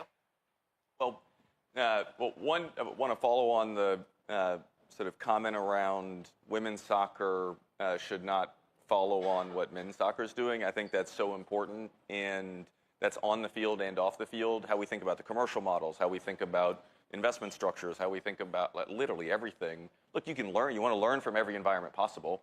And it's similar to where, in America, we shouldn't copy and paste what happens in Europe. That you can learn what's happening in other countries, for sure. But our model in the U.S., we have. And that's another thing. It's like, okay, so we don't want to copy paste the men's game, of course, clear, that's check off. But then we want them to copy Michelle King's model in a way. So, but her model could really set up just a solid foundation for other clubs to be able to have just the fundamental understanding of how to develop young women's players to become world-class players. So, we want to listen to, like, we take the best and leave the worst. All sorts of unique things in America that are incredible strengths. Obviously, Billie Jean King talked about Title IX is an incredible strength of America. The university system here. There are all sorts of things that are unique to the U.S. that we have to ensure are assets, and we're not just copying and pasting. But I think we don't talk enough about the sort of need to make sure that women's soccer has a strategy for women's soccer. Obviously, Emma will talk about that later today. It's something that we very much believe at U.S. Soccer. There's lots that our men's team can learn from our women's team, vice versa, and I think that's like how to win. There's a lot the men's team can learn. But like I said, it's not their... I don't blame the men for being not good enough compared to the other worlds, to the other men. I don't blame US men for not being better than the other men that play football. It's just not gonna happen, fellas. Not now. It's also a part of the culture of having a new home, of having everyone in the same place where we can learn from each other. But ultimately, different teams, different environments, different strategies, and we need to make sure that we embrace that. In terms of what's going on in the global game, of course, I mean, one of the things that makes working in soccer so much fun, but also so much work, is it's a global market. It is an incredibly efficient global market. Any of your players, any of your coaches can go work. Right. Any of your players, any of your coaches can go to anything, but they travel around certain geographical locations. England, America, Europe. They don't be going to Africa. They don't be going to Italy. They don't be going to some of these other places. They be going to Chelsea, super ritualistic club. Don't forget, nigga. Don't forget. Go read this book. They go to the teams that can make they go to the teams that are still have a hold. They still have the ability to be the best. Like I said, Chelsea is definitely one of the teams that has been winning the league for how many years? Because players keep going there, similar to how Lyon was. All the players kept going to Lyon because, in a way, this was the only geographical location that was going to be able to help them win, especially the more of our puppeteers, more of the puppets players, you know. Now, and it's not like that they're puppet players. It's just like they're in a time where, damn, I'm one of the best players in my country. And when I look around, there's not many options for me to go to play the game and kind of get the worth that I am. You know, Chelsea, in a way, was probably the only team Germa could actually go to that was going to maybe pay her worth. And that's not even, they said she was a $1 million transfer, but she's definitely the potential to be worth way more, right? And that's because of the lack of investment when it comes to the women's game in other countries. And like I said, it's so more restricted in other countries than in America, even though America's super toxic. Anywhere in the world. And so if you don't have the best environment, they're bouncing. If you don't have great coaching, they're bouncing. So if you don't have the best environment, they're bouncing. Coaching, and what happens is the reverse. You have a bad environment, you have to leave. You have a bad coach, you have to leave. That's how U.S. soccer has done it. In other geographical locations, it's been the reverse. Even though he's saying if you don't have a good environment, they're leaving. It's been the reverse for so long. It's a bad environment. I have to leave now because it's toxic. It's a bad coach. I have to leave now because they're abusive. So, and we're still working on that currently, and especially in the NWSL. We still got some coaches. I already made a video. So we still got coaches in the league that need to be fired. I mean, the fact that some people still have their jobs is ridiculous. We continue to allow abusive people to get in positions of power, and only perpetuates more abuse on our players. So U.S. soccer definitely was a part of that because it's, as they say, it's systemic, but it's a global thing, especially in America. They don't value the women. And so they value the woman a lot more than other countries, but at the same time, they do the most to prevent the woman. So, I guess you take the good with the bad. But yes, it's been the reverse. You have a bad culture, thank God, but it's changing. I said it's changed. It's changing, right? It is changing. We found out Jill Ellis was toxic. She left. We found out who else? We had a lot of abusive coaches. They finally got fired. You know what I mean? It is changing, but there's still a lot of work to be done when it comes to getting these abusive people, not just women and not just men, because I talked about Jill Ellis, but not just men abusive, but women being abusive in these positions of power that have the opportunity to you know, hurt the players, hurt the young girls that are coming through the ranks. So in NWSL in America, US, and that's another thing. The pay to play is predatory in a way. It kind of breeds, you know, that type of energy because they're having to pay to play. That's why they want to control the resources. Like, instead of just it being off talent, where it's like, well, you're just not better than me. That's obvious. But you have more money than me. Well, I can't compete with that. But you're not better than me. But since you have the more money, you think you're better than me. But you can't match me on the football field. So that's where that pay to play breeds an energy that is like, just because you can pay doesn't mean you're great. Doesn't mean you're the best player on the field. It means you had the resources to pay. But that does not mean you're the most talented player. And we see this every day. And like I said, we see this in other countries. Well, I guess in a lot of more quote unquote poor countries. The fact that Barbara Banda and Shad Winger can come over here and dominate our league is a representation of what I bet you. I don't know if their parents had to pay to play, but I know their upbringing wasn't as easy as some of our girls over here. You know what I'm saying? And then they just came for one season and they showed out. Just one season. They're like, we're great. You know what I'm saying? We're great. We're fabulous. You know what I mean? So I don't know if those girls had to pay to play. Their parents probably were witnessed and maybe got shipped off to another country. I think someone played in China, some in other countries, but yeah, the pay to play culture is due to the society that we live in. Is due to the minority having all the wealth and the majority not having it. So if you have the ability to pay to play still, that's great for your family, and you have money for food and stuff like that. And also you have more money to be able to play, to put your kids into a program that could ultimately help them in society gain a stable job, have resources. And like I said, but we live in a society that is not right currently, right?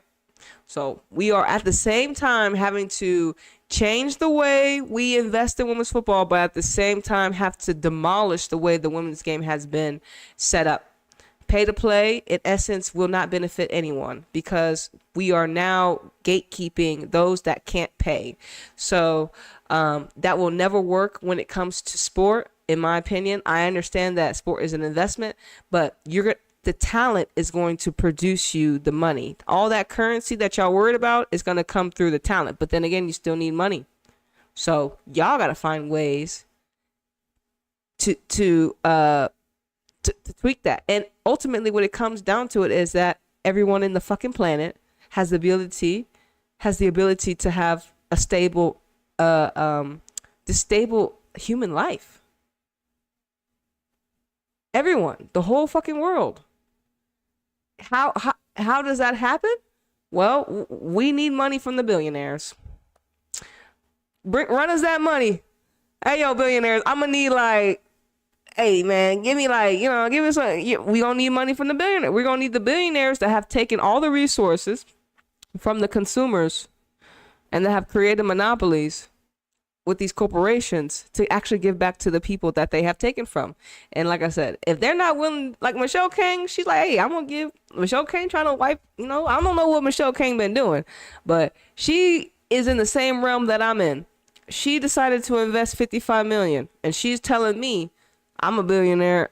I see an investment in the game. And so I already knew that. I'm like, when I started doing recaps, when I had my awakening, and I started to like tap more into football, and it happened during the Rona times because we watched a lot of football. The SheBelieves Cup was going, the SheBelieves Cup, the Challenge Cup was going on. Remember when Houston Dash won in an empty stadium because of the fucking pandemic in this bitch? I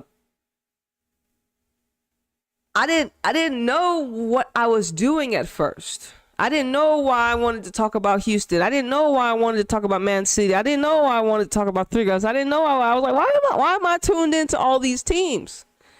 It makes sense because I was helping, in essence, to the collective, helping bring leagues together. we got talented players all over the world, but they only been telling us to focus on Europe. They only been telling us to focus on America. But we have talent globally because it's a global game. That's the thing. It's like, how y'all don't think we got talent and this is a global sport? Like, that's because they only want to control what you see. They only want to tell you, well, these people over here are only the best because they got the money and resources to actually kind of invest in their women and kind of, we kind of get a return. We kind of get a return on our investment. This is how it's been. Because, y'all actually haven't really invested into the women the way y'all needed to, based upon Michelle Kang saying, y'all haven't been investing. Y'all been baby investing. Y'all really ain't been doing y'all big one. Y'all actually been doing a little one. And like I said, it just wasn't the right time for people to do their big one. But now there's really no excuses because we're seeing billionaires invest into women's football, millionaires. We're seeing a whole nother league get created in America because the women's game is growing.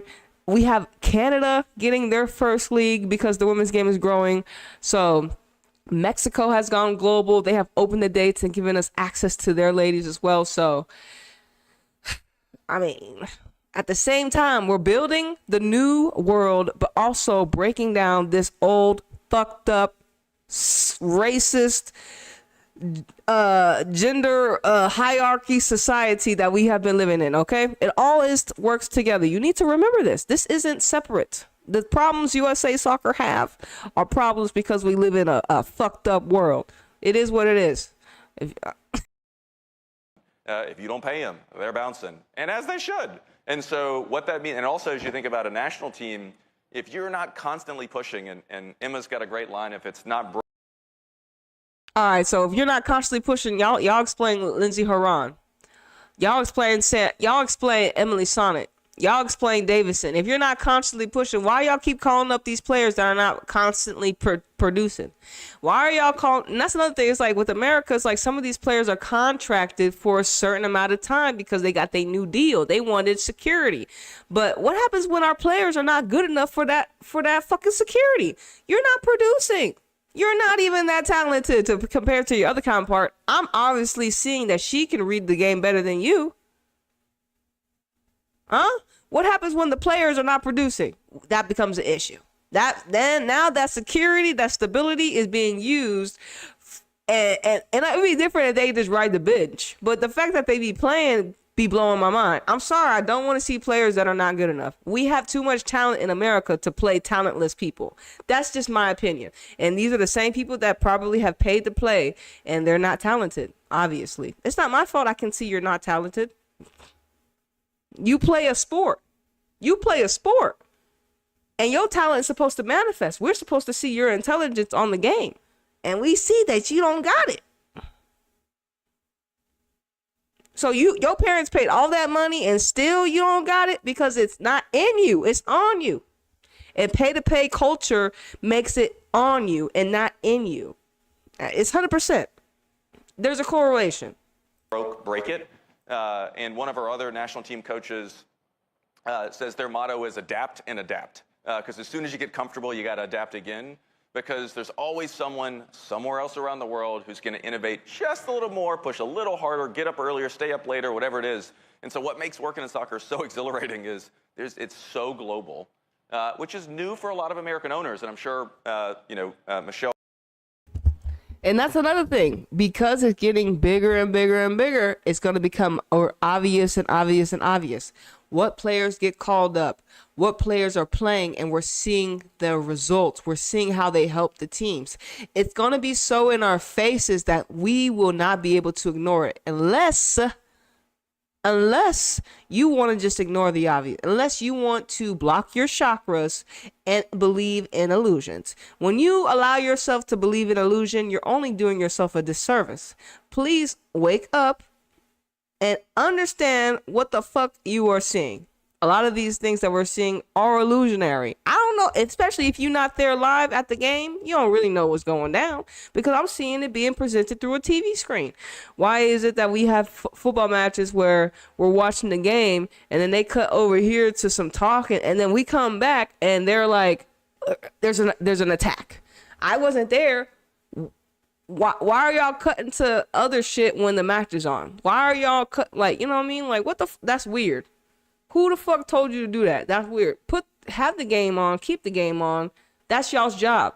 Y'all job is to showcase the talent on the field. It's not your job to showcase everything else. When we come and watch the game, I want to see the game. I don't want to see everybody else out around the game.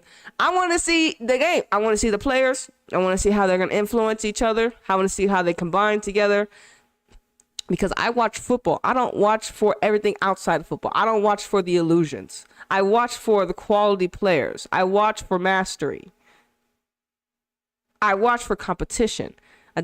Now, I understand. You know what's so crazy? Because the China stuff has gotten, you know, if you didn't know, y'all didn't know. If y'all didn't know, it's been a trending thing on TikTok, right? Because, you know, we're in a crazy-ass illusionary world where shit is real. Like, shit is real, right? But we're multi-dimensional beings, right? But anyways, China has told everyone that, hey, you know, y'all's Louis, Gucci is created over here. But also, I've been seeing that even in other African countries, like, well, the leather comes from us, China gets it from us, and then America. So everyone getting pimped out. America, you know what I mean? Cheap labor, America, people starving. They ain't paying Africa producing the leather. You know what I'm saying? Ain't Africa, ain't whatever. But you see, everything's being exposed in the new age of Aquarius, right? So if you continue to believe the illusions, aka they tell you this is the best player, and you believe that this is the best player based upon you're believing an illusion, you're believing a lie, you're only helping them. Stop believing in shit that's not, stop believing stuff you're not, like, not saying stop believing in stuff you're not seeing, but like, this is the realm of sport. Like, it's not hard to see when it comes to the realm of sport. That's something that is very hard to control. So in essence, how you control it is pay to play. Also, if I have a coach that only wants to call up Corbin Albert consistently, even though in essence she's not really that great of a player, but since maybe she's been getting paid to play and she has people and she scratches shoulders, her family knows somebody, she's gonna play. She's gonna get called up to America. So until that is eradicated, we're going to have the same situation. But thankfully, America has more talent than, you know, people like Corbin, people like, and we don't even know what type of talent Corbin's going to be. She's still very young. But right now, we can see, and I have to choose her because she don't really got that much favor. So in a way, sorry, Corbin, you going to get the flame to the fire. But I'll crack Emily Sonnet's back too. You know what I'm saying? I'll crack Tiana Davidson back too. Y'all ain't that good. Tara, you getting lots of moments, but I'm just like, you ain't no Germa. Like, how you better step up, because when, like, that's what I'm like, look, maybe we should be looking at the fullbacks and the back line of the people that actually won the individual title. Like, and I'm pretty sure it wasn't Tara. Wasn't it that Emily Sam's girl? But she ain't getting no currency. Why she ain't getting no currency? She don't fit the bill. It don't matter. It don't matter. We don't care about images. We care about the talent. You play your talent, and that's how. But like I said, if they're not interested in playing talent, and they're more interested in playing people that they have shaken hands with behind the scenes, something that we haven't seen, that is going to be an issue. And we're going to continue to be presented that. And I hope you have the ability to see, because I already see a lot of players that, in essence, they going to be looking outside. They should be on the outside looking in, because they're not as talented as other players being left off the roster. Like Corbin Albert, like, I bet you there's better players in her position for America right now. Wait till she develops better. Wait till she becomes a better player with PSG. Make her grow. Make these players, okay, now that my parents paid to play me, bet. Now I actually need to pull something that I learned out of me. I have to actually produce. But when we continue to give people opportunities that are not good enough, it's fucked up. And also, it just shows you that okay, you don't have to be good to get onto the team. You just have to know somebody. And that is something that we can't bring into the realm when we're building up and also tearing down this old foundation. So with the great deal of getting equal pay, also there's a yin and a yang. We got players that need to be off the American team, but they're contracted with America, so they can't really go nowhere. And then if that's the way, just don't start them. But I mean, like I said, nobody comes to watch U.S. Soccer for Lindsay Heaps. I'm just saying, no one comes to watch the U.S. Soccer for Emily Sonnet, Chiana Davison. Nobody comes to watch America for them. We don't. Yet these people keep getting called up and they're not even that good, right? So, and then they don't give other players opportunities. Why is that? Just give another girl that looks like Corbin an opportunity. Are y'all afraid of what y'all might expose if you allow someone else another opportunity? It's going to show that your scouting wasn't good enough. It's going to show that you may have had a bias. That person that you've gotten may have had a bias. And that's shit that they don't want us to know. That they're racist, they're biased, they only want people that can pay, they only want people that look a certain way, they only want people from certain backgrounds, because they only want certain people to be able to have wealth. They only want certain people to be able to live a certain lifestyle. Why is that y'all only want certain people to live a certain lifestyle? Why is it that y'all don't want the whole world to be free? Because the simulation is demonic. It's fucked up. Because we got people in positions of power that think this way. That I get to decide who I allow in and you're not invited. And like I said, that whole ideology, that whole world, that form is crumbling every single day because it's not sustainable. It's not sustainable. You cannot thrive off that type of reality. Now, it has gotten to where it has gotten based upon the people's drinking the Kool-Aid. But now that we are tired of drinking the Kool-Aid, we didn't put the cup down. Y'all can't hide. We see y'all in 4K, 100%. Can attest to this and her experiences. We, of course, see this on the men's and women's side where, you have to embrace the fact that this is a global game, which is what makes it so awesome, but it also, makes for some gray hairs. What is next? And that's the thing that is the kicker. This is a global game. So we better find the best talent around the fucking planet. Like, no excuses. No excuses for America to be calling up players that are not good enough. There's really no excuses, America, for y'all not to get the best out of everyone. I wish every player that steps on America's national team from now on should be damn near one of the best. Like, why is it that Lily Johannes, Ali Setnor, Claire Hutton, Cooper, Alyssa Thompson, Giselle Thompson, we can see the talent. We can see the quality. Why is it that it's so blatant that we can see it? And so y'all got all these players, but then in some positions, y'all got other players. And we're like, nigga, how you go from all this to this? How, Sway? It don't even like we scratching our head like, so y'all have the ability to get Lily Johannes, Clara Hutton, the Thompson. So y'all have the ability to do all this, but then y'all pulling up the Corbins and the Sam Coffey and the Sam Coffey not even that good either. I'm like, she just healthy. I said Sam Coffey for a reason. She knew. You know what I'm saying? But what about my girl Ashley Sanchez? What about the Fox DeMello? What about them? No love? No love. No love? Well, Ashley Sanchez don't fit the build. Come on now. DeMello don't fit the build. Come on now. And Zlatko did the right thing by giving DeMello a call-up, but he did the wrong thing by not giving Ashley Sanchez time. You see how they be fucking us?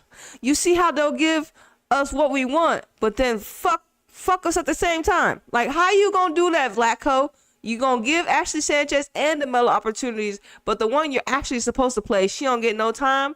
Make that make sense. So you see how they still fuck you over, even though they give you what you want. And that's the shit we don't like, and that's the shit that needs to be eradicated, and that's the shit that's being exposed. Y'all can't have it both ways, bitches. Y'all can't have it. It's over now. It's over. And like I said, thank God. And JT, I'm going to start with you on this one. What is next and upcoming for U.S. soccer? Well, yesterday, I think there was some news that came out that the U.S. and some to-be-announced co-hosts will be the sole bidders for the 2031 Women's World Cup, which is incredibly exciting.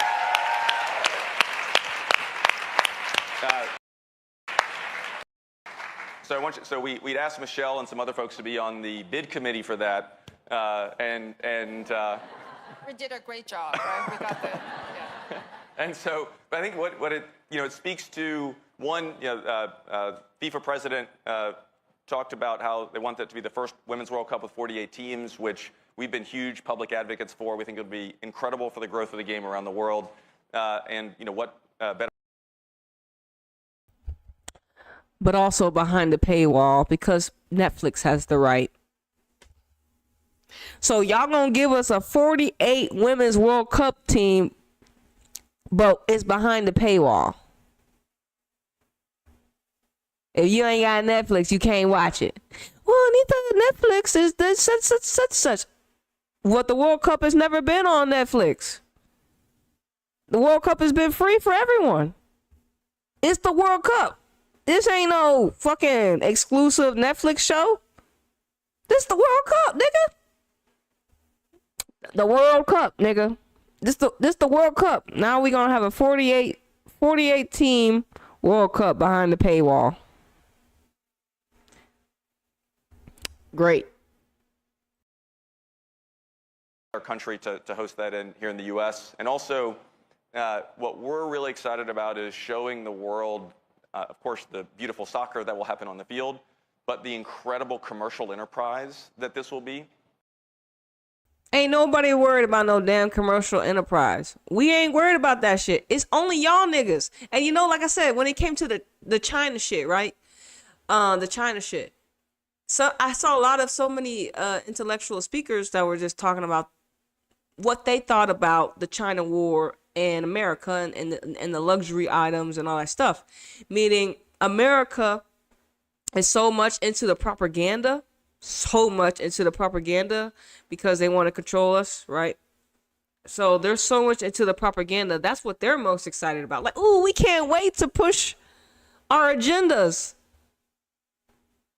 And we're like, we don't give a fuck about y'all agendas. Produce the talent, niggas. Produce the players. But they want to blind us with the commercial aspect. Well, this nigga at least. I don't give a fuck about that shit, nigga. Produce the talent. That's just behind the scenes. The manifestation is in essence what we see on the pitch. Everything that you're doing behind the scenes, that's what you got to do behind the scenes. Me as an observer, me as a person that just wants to watch the game, I'm not worried about that shit. That's me. I'm not worried about commercials. I know I'm already tapped into the women's game. So I can understand, I guess, to attract new observers. But the women's game is already big, and it's only going to get bigger. So those that are already into women's football are already going to still be tuned in. And so, like, we already see Boss Nation and their commercial enterprise have to get a redo. So please don't follow that model. But just in general, we not worried about y'all's propaganda. But then again, maybe we should worry about the propaganda. Because why the fuck y'all having propaganda when it comes to the women's game? Like, shouldn't y'all just be producing the best talent? Shouldn't y'all be worried about, okay, doing things for the women? Like, why are you so excited about this? He first said the football, because in essence, this is what we see first. We see the football. We don't see the commercial. I don't see the commercial. We see the football first, because that is in essence what we're looking at. 2 45-minute halves of football. But like I said, America is all about the glitz and Hollywood. America's all about Hollywood and illusionary magic type shit. And I'm just like, niggas, aren't y'all tired of being in Hollywood? Can't y'all just stick to the football? Stick to the basics. But you already know they already got shit up their sleeve. Let's go. This will be the largest women's sporting event ever in history. The scale of it will be incredible. Behind the paywall. It will be transformative, not just for our sport, but for how people think about women's sports and the commercial nature of it. And so the run up to that is going to be awesome. Right. How are what commercials are they going to put out to make the collective change the way that they see women's football? And hopefully your hopefully your mind has already been changing just because of our world changing, right? But in essence, when he looks at the women's game, I'm biased because I'm already tapped in, right? I don't know what commercial ways they could do to attract more of an audience besides putting out the best product, aka talent. Ain't nobody watching for your fucking commercials. We watch it for the talent. Your job is to put out the best talent, not to put out the best commercials. And how we see women's football different is based upon what we see on the pitch. Everything else outside that shit is for y'all to make sure the ladies are properly set up. Because us as me as a fan, I'm not looking at y'all commercials. I'm looking at, nigga, how did she play this 45? How did she play this? How has she been playing this season? You know, it's crazy because this year I pretty much tuned into like majority of City's matches and Tigres matches. And this has been, in a way, the first year I've been able to really sit down and watch my teams play and grow over this season, right? And, you know, we got some players. Let me just tell you. Tigres have just as much talent as Manchester City. They got a Caroline and a Hemp. We got a Jackie and a Catlana. World class. They got a Jennifer. They got Jenny. World Cup. Who would I say? We got Hasegawa in this bitch. You know what I'm saying? Like, a lot of Tigres have damn near more healthy bodies than Man City, that's for sure. And we got academy players. We got a lot of academy players on our team, similar to City. But City ain't nowhere near Tigres in Mexico. Ain't nowhere in most championships anywhere in England. When Mexico Tigres don't compare to Manchester City women when it comes to titles won. We've had multiple changing managers. Man City only had 2. But then again, the creation and when these teams came into existence was probably at different times. Like I said, in England, y'all banned y'all's women from playing football. I don't know if Mexico did that, but Mexico got a female. Mexico do have a woman president, so thank God for that. But Man City don't compare to Tigres. If they went out there, like Tigres don't have a Bunny Shaw. That's for sure. We don't got a Bunny Shaw. We don't got a Mutama. I was like, do we got a Mutama? No, not really. But Manchester City don't have an Annika. Where the Annika at, nigga? Where's our Annika from Man City? We got Kirsten and fucking Layla. The fuck? Where's our Annika, bro? Where's our solid? Like I said, Man City has Hasegawa. We got Delgado, but we got prolific. Like, we don't got no Bunny Shaw, but we got Jenny. We got Catlana, Jackie. Who else is a very great player for Tigres? You know what I'm saying? Jennifer has the potential to be a really better player, but like I said, I haven't tuned in. Jennifer, she's still new, but she's already scored lots of goals for this team. But I do feel Tigres have just as much talent as Man City. But will we ever see those two clash? Will we ever see Mexico and Liga MX come together? I'm sorry, Mexico. Will we ever see the English League and the Mexican League come together and have like a match? I don't know. You would think that it would because it's a global game. We already know Indebiso has gotten matches with Liga MX. We've seen a couple of the USL women's super teams face some of the Indebiso teams. But when will, we actually got to see Bayern Munich come through We saw Bayern Munich come through, Real Madrid come through, Barcelona come through to Tigres. How come none of the English sides have come through to Mexico? And y'all bring y'all English sides over here, and we'll bring our Mexico sides over here. England, why y'all don't want to fuck with Mexico? Y'all think y'all better? Even though I can bring up a couple rosters that got better rosters than some of your rosters in your league.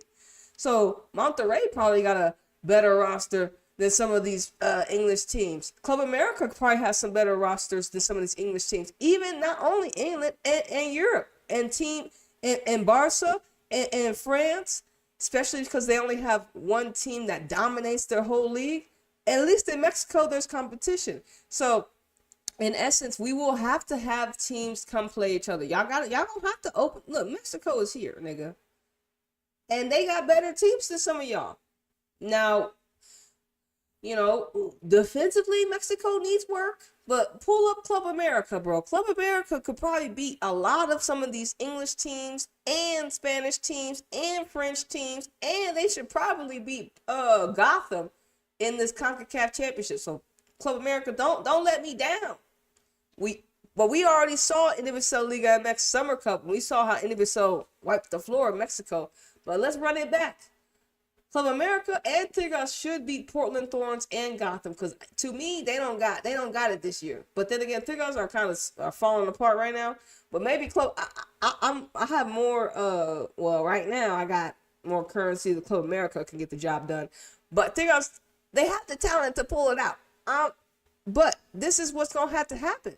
And then the fact that y'all don't want to do that is showing that, like I said, if I ever hear Mexico reached out to Man City, if Tigres ever reached out to Man City, ever reached out to Chelsea, hey, y'all come over here and play. Hey, we want to invite your team to play. Y'all, you know what I'm saying? Barca came, Real Madrid came, fucking Houston came.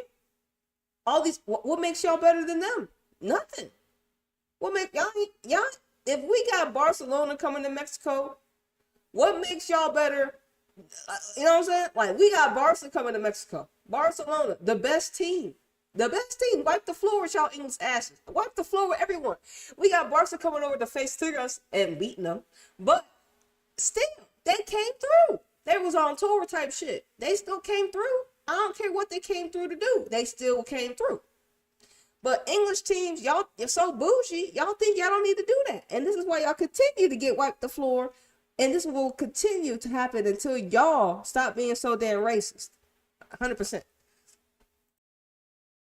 Just like we used 2026 as a catalyst to get people to do big things to transform what soccer looks like in this country, we launched the Soccer Forward Foundation, which is all around how do we help get soccer everywhere? How do we help soccer be a catalyst for positive health outcomes, medical research, and how do we help elevate the women's game globally? And so if you think about 2031 and the opportunity for the legacy for that, we're really pumped.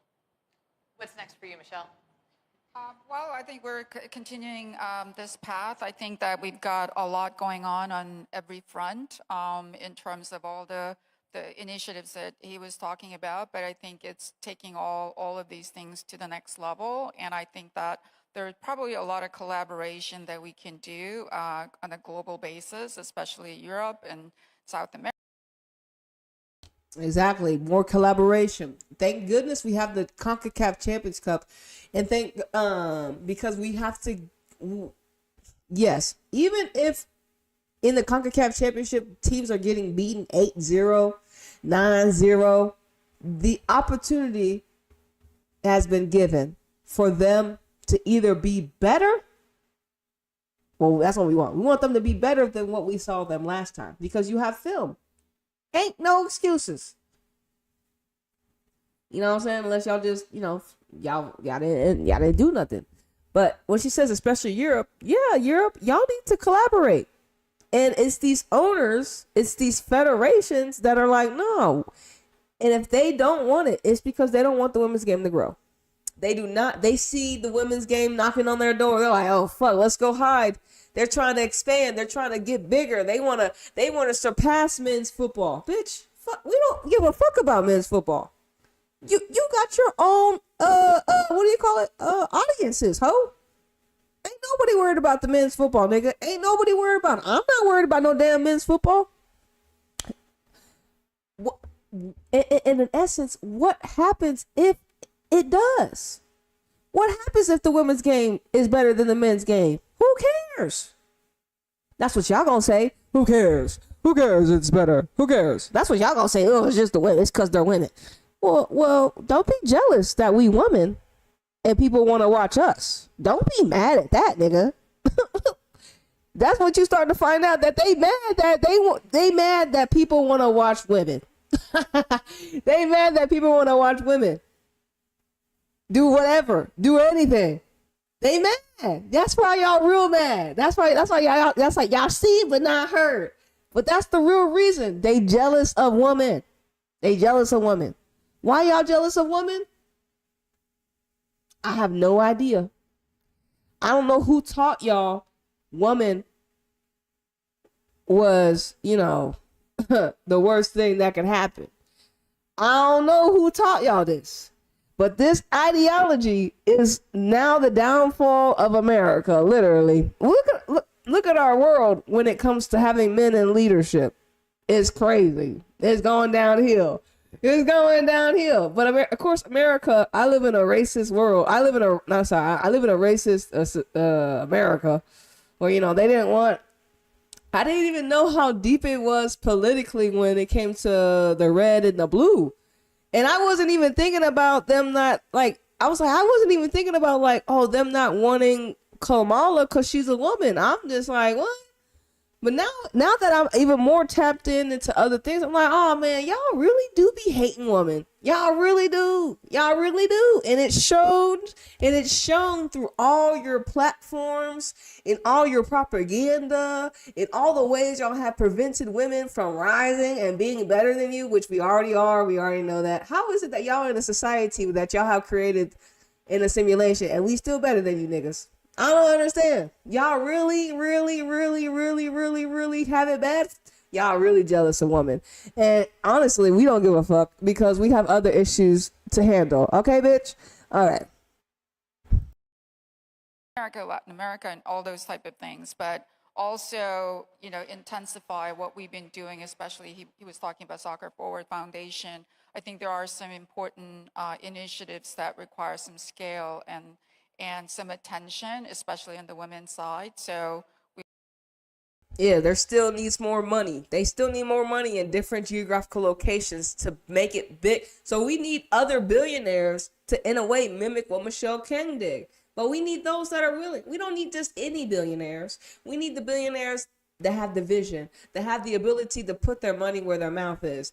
And they're actually invested in the growth and actually invested in seeing the return. And it's not like I said, nowadays we have to have people in realms, and we're going to start to have people in realms that really fuck with what they fuck with, that actually really fuck with women's football, and that actually want the improvement of society, not people that are just using it as a mask, because that's what we've been lived in. People that have been masking like they fuck with women's football, but they actually haven't, because no niggas have done what Michelle King has done.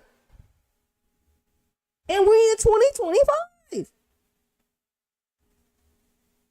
Maybe it just wasn't the right time. But the men have no excuses. The fact that it was a woman to do it first, not surprised. Because y'all niggas ain't shit. we want to focus on those type of areas as well. Do you guys have anything else you wanted to announce today? I think you can do it. Is that a leading question, everyone? I mean, Michelle King giving out more money. thing that we want to announce today. Okay, I'll go first. So I think hopefully many of you know by now that Kaniska, by multi-club, we created something called Kaniska Innovation Hub. We actually announced that during the Olympic Games last July in Paris. The purpose of that Innovation Hub was really to help advance the research, medical and scientific research on women's health, especially on women, the athlete performances and so forth. So we're convening, we hired a lot of experts to start doing those type of research. And we've been well underway, but I've been having a lot of conversations with JT on what U.S. Soccer has been doing, also a Soccer Forward Foundation.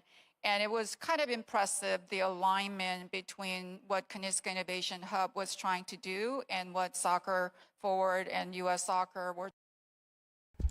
Yeah, and I thought that was really cool too. So Michelle King had been working on this Canista thing where more research when it comes to female athletes, women athletes, and helping them get better. And as well, U.S. Soccer, their little federation had a little collective group that also was doing the same thing. It's like, damn, how can we get more information? How can we get the women a little bit better? But you saw it was a little small sector of USA Soccer. It was a small sector. It wasn't something big because probably they didn't have the resources, or I don't know. Did they have the resources? We don't know. But it doesn't matter because, like I said, before, the resources that they did have for America were actually good enough to be able to win World Cups. They just won the Olympics. You know what I'm saying? So the what they have already had access to has been good enough. But now Michelle King can make it even better based upon her money, right? So she gonna donate her Kaniska to U.S. Soccer to make it bigger. You know what I mean? Trying to do on this women's health and athlete performance and health equity, all those type of issues.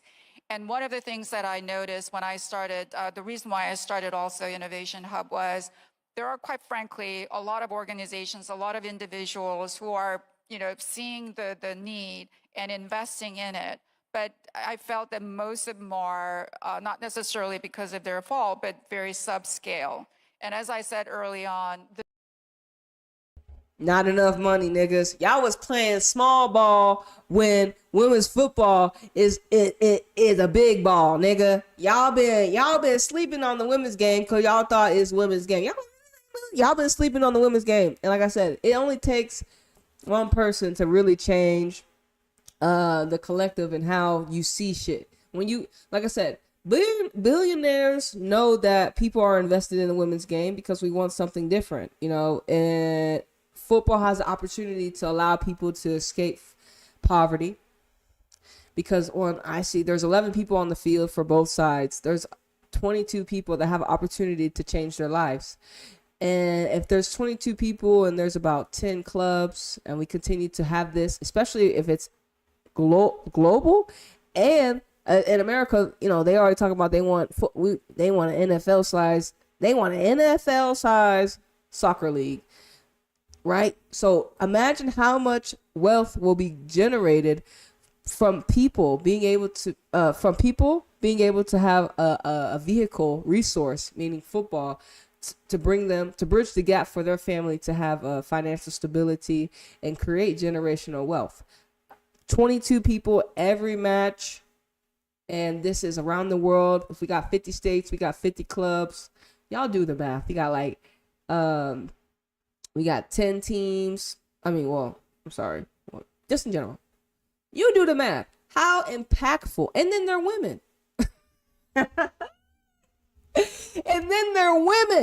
Because we know women are better. And we know that women would actually invest in their community. And we know women have more empathy and more humanity than our other counterparts. So the fact that we would give women money more, it would help the world. It would help the collective. And it's not just America, woman. It is the women around the world as a totality. So the fact that because there was a lot of speakers in this, but yes, women having more financial security and stability in the world would make the world a better place. 100%. Because it has been created in essence to prevent that. We have lived in a world where they have created systems and orchestrated ways of living and ways of being to prevent women from having financial stability. And why y'all do that? Because y'all some hating ass niggas. this is a very important topic that impacts everyone, half of this world's population. It needs scale, right? So not only the alignment, but it needs scale. And we decided that I will donate Kaniska Innovation Hub into the Soccer Forward Foundation. with the amount that you can talk about the amount, with the people. And the reason for that is because of the alignment and because also, if again, at scale, and the Soccer Forward Foundation can have those type of resources with some of the things that I'm going to come forward. But if you look at, as we started working on it, we're about setting also standards, implementing all the new things about how to train female athletes differently. And that means that we have to develop all these protocols, standards, and so forth. So if we, Kaniska Innovation, call some other teams or some other organization, hey, we're doing this, can you join these efforts? Can your players be part of this research project? And then once we develop the protocols, do you want to adopt this? Well, their question is going to be, who are you? Who's Kaniska Innovation Hub? Oh, that's great. Just keep doing it, but we're not going to be part of it. But if U.S. Soccer and Soccer Forward Foundation, the organization. Yeah, and why would they have that reaction? Like, who are you? Why would you react in that way that Michelle King is offering you the opportunity? And why would you react in that way, right? Why wouldn't you want to take the help? Because you don't trust Americans? You don't trust women? That have the charter to address this type of things and have the power of convening and power of the power and the ability to carry on this type of research and the implementation, right? Implementation, because our objective was not to create some PowerPoint presentation at the end of our process. We want this to be implemented, this one to be actually make a real difference. And we couldn't think of any better home for this efforts than U.S. Soccer, so that they can actually do this at scale and have the ability to get more organizations to be part of this research. And then once they are developed, then they can actually implement and make sure that all female soccer teams, not only just the U.S., but hopefully globally, will adopt this. And that's an acceleration and that's an effort. So we decided that we meaning Kaniska Innovation Hub, will donate this entire Kaniska Innovation Hub into Soccer Forward Foundation so that they can carry on this very important task. Now, Michelle King has donated Kaniska to this people. Y'all can't fuck up. Y'all can't fuck this up. Y'all can't fuck this up. Y'all have to be very delicate and very intentional. Because I bet you Michelle King will be like, nigga, I gave you this fucking Kaniska group and y'all didn't fuck the whole shit up. You know what I'm saying? But I don't think it's going to go down like that. I think the collaboration is going to work in our benefit, aka the product, as Michelle King says, is already good. It's going to get even better. And then there's there's going to be no excuses for other national teams to not take a similar model or take the model Michelle King is doing and implement it into their own circumstance and situation. Because if you don't implement something that's working for your collective, aka everyone outside of Europe, America's going to dominate y'all on the football field. And it's going to be like that until y'all finally wise up. And like I said, if y'all don't want to win, America will. And we just talking about women's sports, okay? We ain't talking about China because they winning. We talking about women's sports. If y'all don't want to win in World Cups or Olympics, well, fine. Do the same shit you've been doing.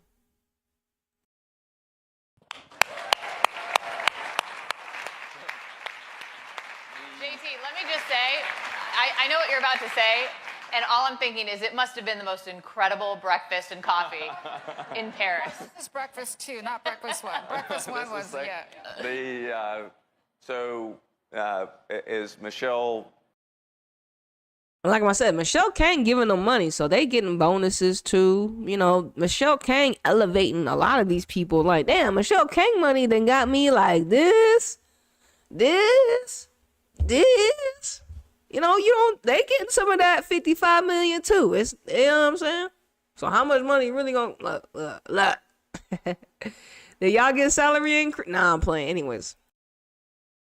Shared, when we were, sort of outlining our vision for sort of some next phases of U.S. soccer. And a lot of that vision came from Emma and came from thinking about what's the sort of, obviously, and as you guys know, Emma finished at Chelsea, then right away had the Olympics coming. And so. Yeah, we know.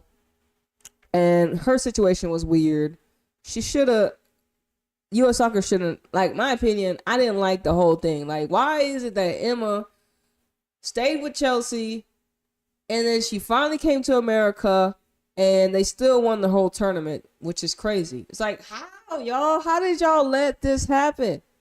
Well, first of all, y'all couldn't stop our espressos. So we'll start there.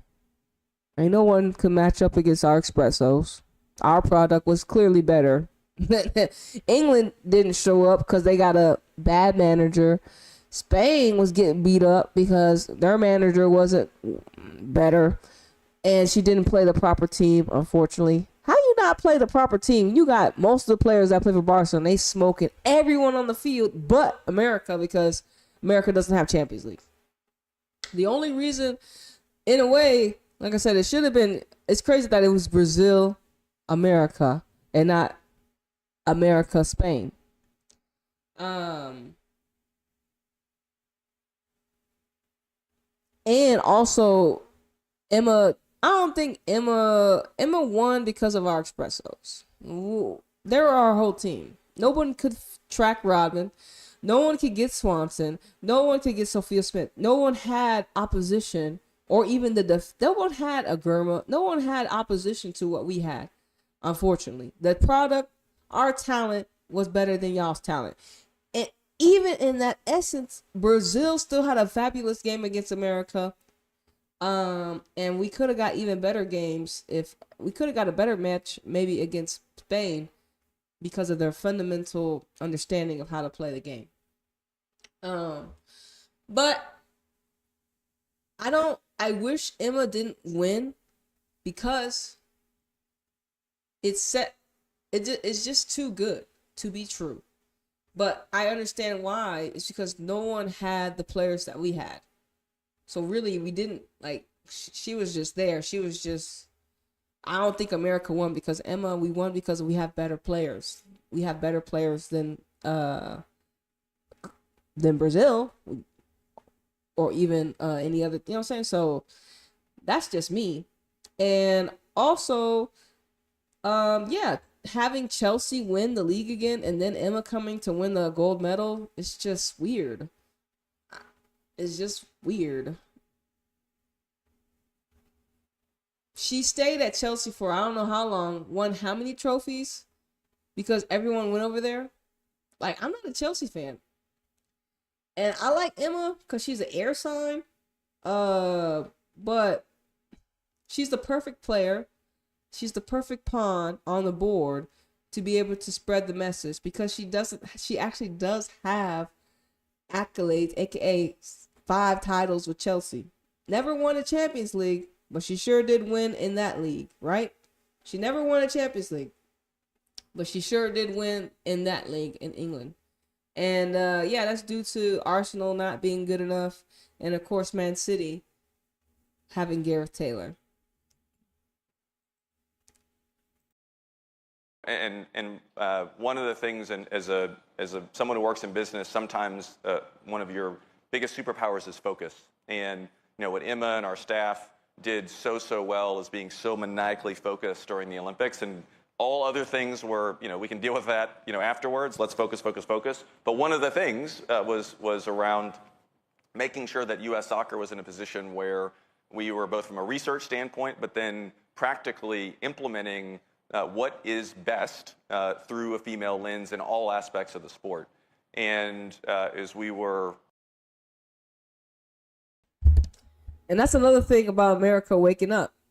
America has only been looked at through the male eyes.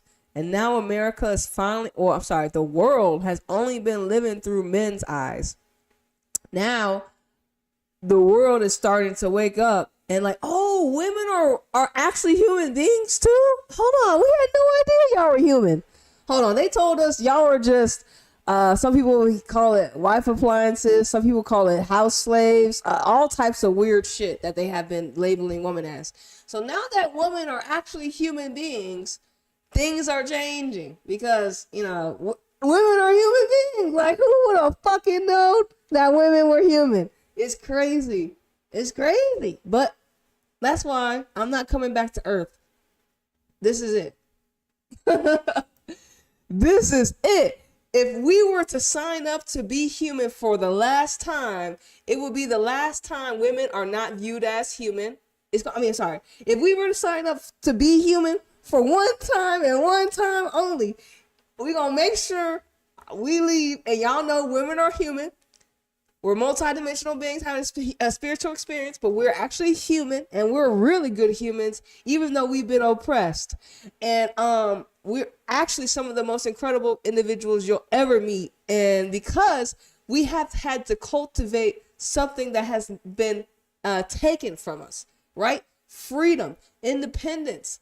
So we're actually even better in essence than what you even think, because the things that you're seeing from men really ain't that it. It really ain't it. But since we've lived in a world where we've only seen men shit, we're like, well, I guess this is cool compared to the other men shit. But now that we are living in a different time, we're seeing y'all shit ain't really that cool. Y'all shit really ain't all that. When a woman do it, she do it way better. Like, I'm just saying, she do it way better. But like I said, it's not men's fault that men have created a world like this. That's your ancestors. That's your predecessors' fault. Shame on them. But like I said, if this is the last time I ever become human, if this is the last time I ever have to come down to fucking Earth, and I'm a woman, we gonna make sure women get they just due in this bitch. Chatting about that. We both got excited about, again, being able to scale impact and accelerate that impact. And in addition to the team and the work that has been done thus far, Michelle is donating $25 million to the Soccer Forward Foundation.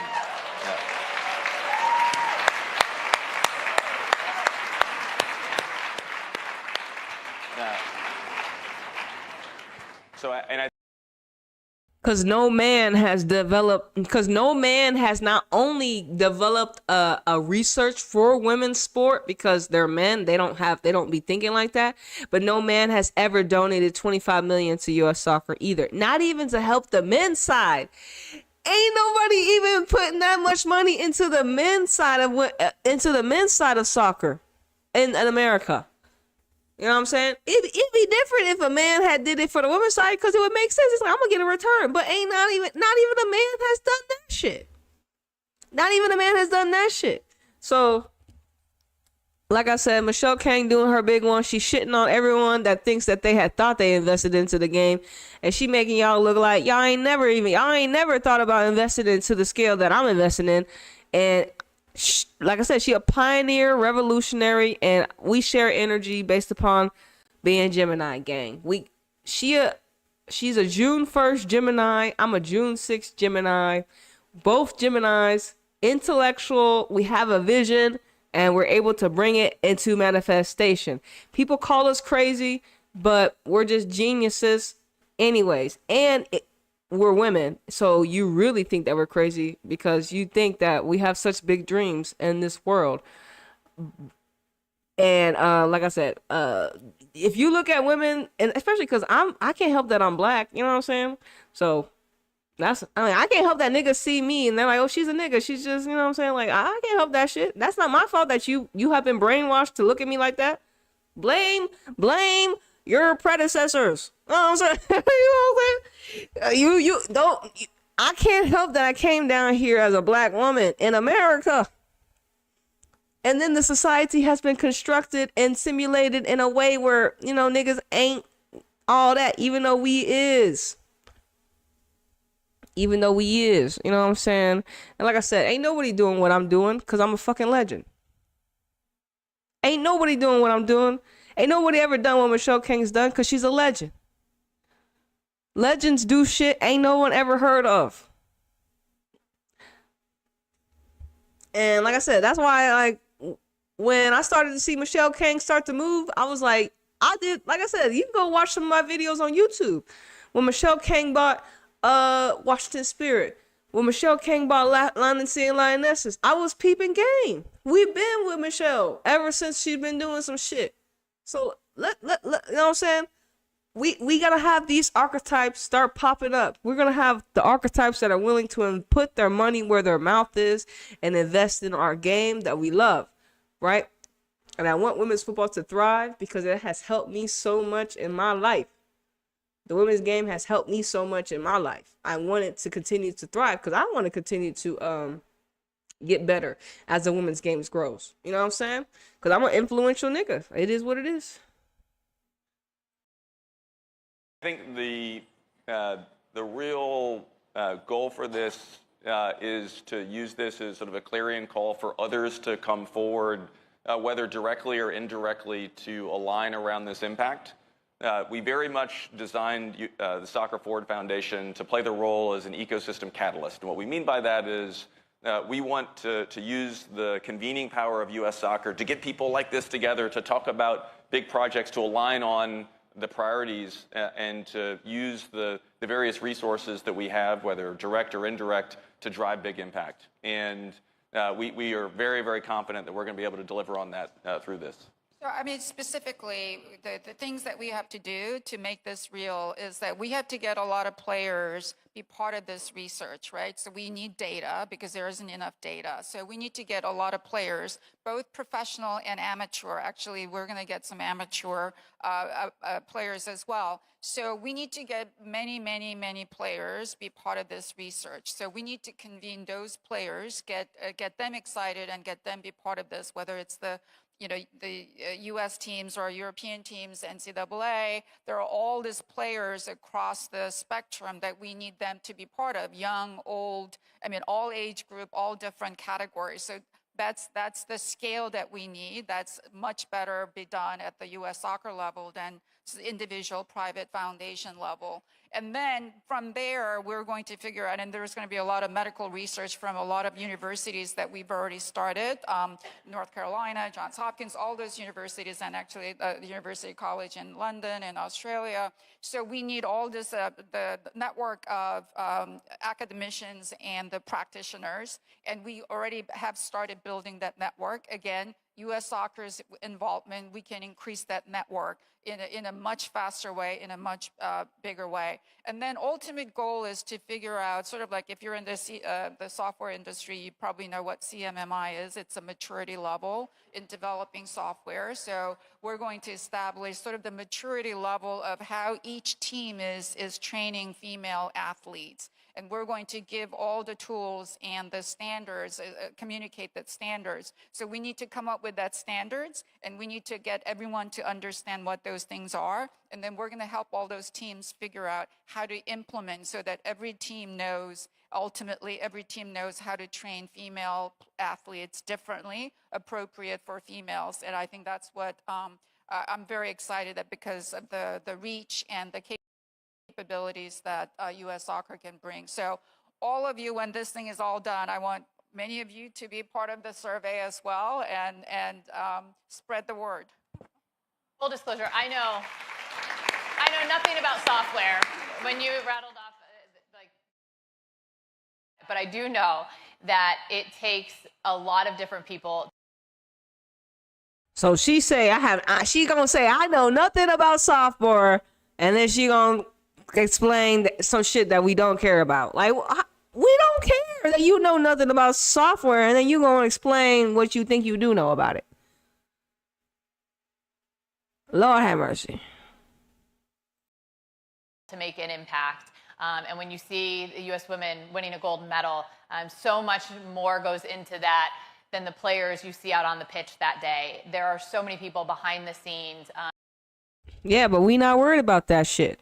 We not worried about that shit. I ain't worried about the shit that goes on behind the scenes, nigga. We don't care. Why would I care about what goes on behind the scenes when I'm not the one putting in the money? We, as the observers, y'all the ones that signed up to do all the shit outside the shit. Me, the fan, I'm just here for the product. Y'all make sure we know that shit goes on behind the scenes.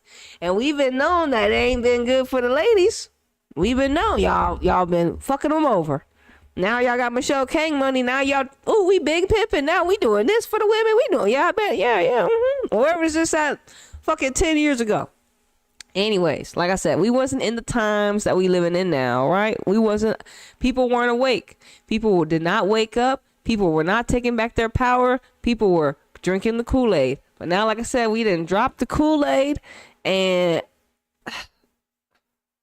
waking ourselves up to the fuckery and realizing we got to do something. If not us, then who, nigga? If not me, then who? You. If not me, then you. If not me, then you. Okay? But I know that I got to do something because I'm here on earth and I got a purpose. And, you know, there's a lot of things that I enjoy and there's a lot of things that I don't enjoy. But one thing I do enjoy is women's football. And like I said, I want to continue to have this realm grow because it's only going to bring more light. They keep saying football is a vehicle for good.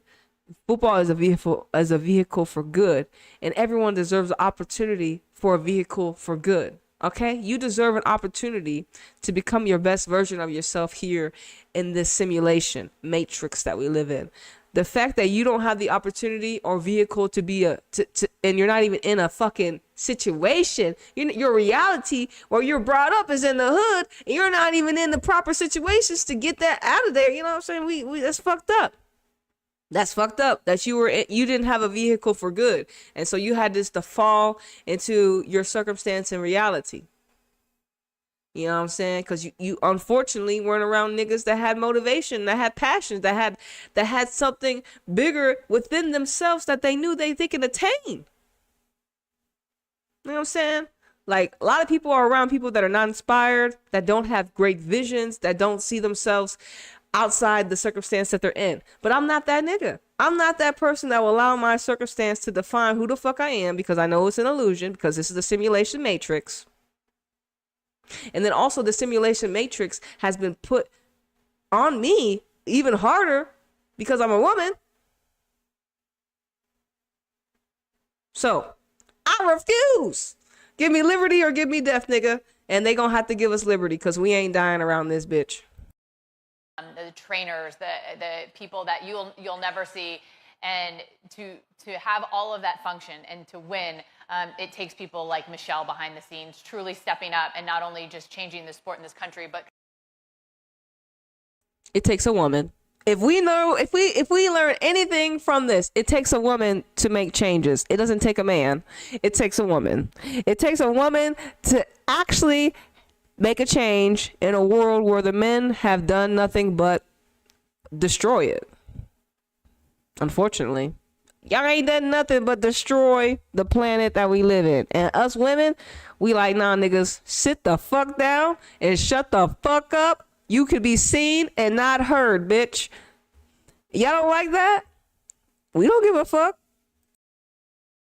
globally for women and the impact is monumental. And so what a tremendous game changer, and taking a brilliant mind in other fields and applying it to soccer. And that's really what they're doing, and it's incredible what everyone's doing. So please give a round of applause for people that are just making such a huge difference. And we appreciate you. And this only happens if Michelle Kang's here. None of this happens if Michelle Kang is not here. This only happens if Michelle Kang has invested $55 million.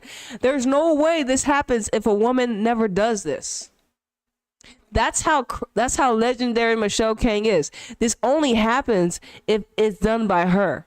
Ain't nobody else has done it. We got a billionaire. We got a billionaire that wants to invest into the women's realm.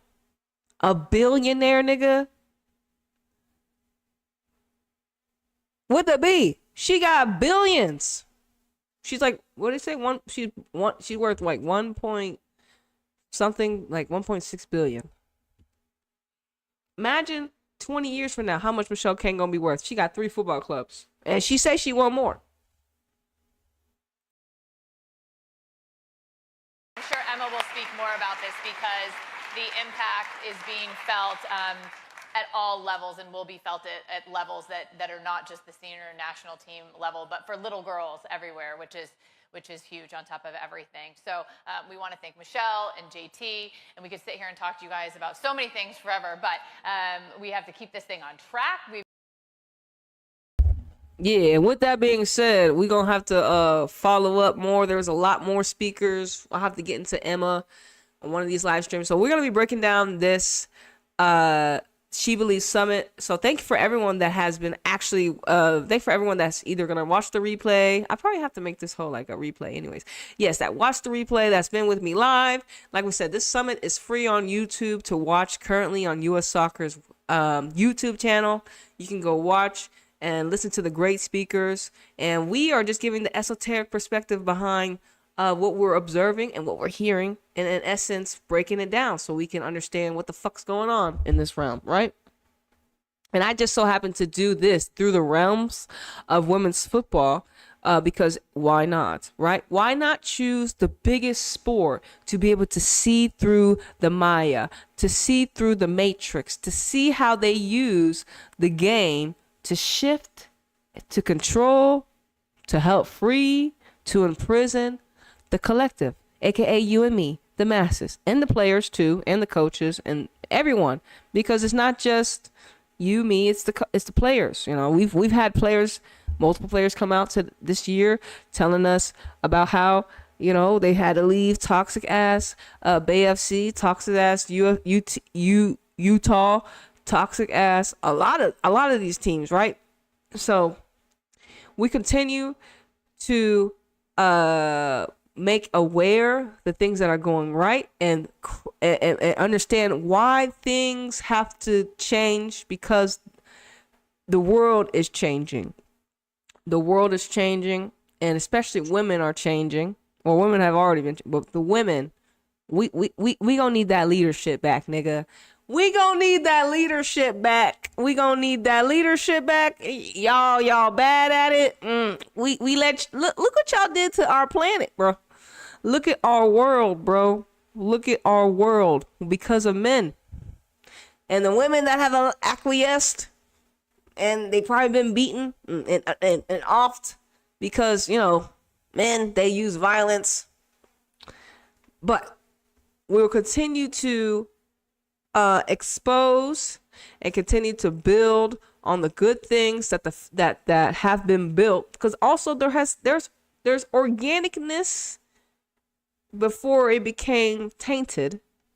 I feel everything did start, not everything, some people do start evil shit, like off evil, like this shit. They wake up like we on some demon time. This is demon time only. Some people, that is some systems, that is some like I even think pay to play is demonic. That's just me. You know what I'm saying? So why I gotta give you something in exchange for my talent? I'm already talented, bitch. What do I need to pay you for? I'm the talent. You need me, ho. You need me. I don't need you, nigga. The fuck is wrong with y'all? But anyways, that's because I live in a world. I live in America, y'all. I live in a world where the few have a lot, and the masses have very little. Okay. We need to understand that this is the reality of a lot of people. I'm not a billionaire like Michelle Kang, but I can understand and I can see her vision, because I already have been doing that with my own presentation of my teams. I've already been doing what Michelle King has been doing, but on the flip side, with no resources, no one's investing in a nigga but a nigga. No one's investing in me but me. You know what I'm saying?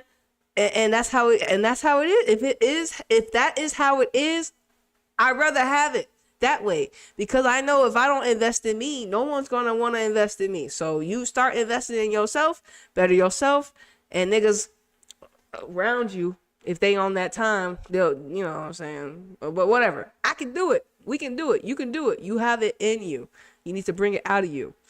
And it may be crazy to others, but it's not crazy to you. Because remember, we're multi-dimensional beings having a human experience. Yet we live in a simulation matrix that has restricted you based upon the simulation, based upon the rules and laws that they have put into establishment to keep you a slave. So you need to understand that. And we are breaking through this daily by just being a real nigga. You know what I'm saying?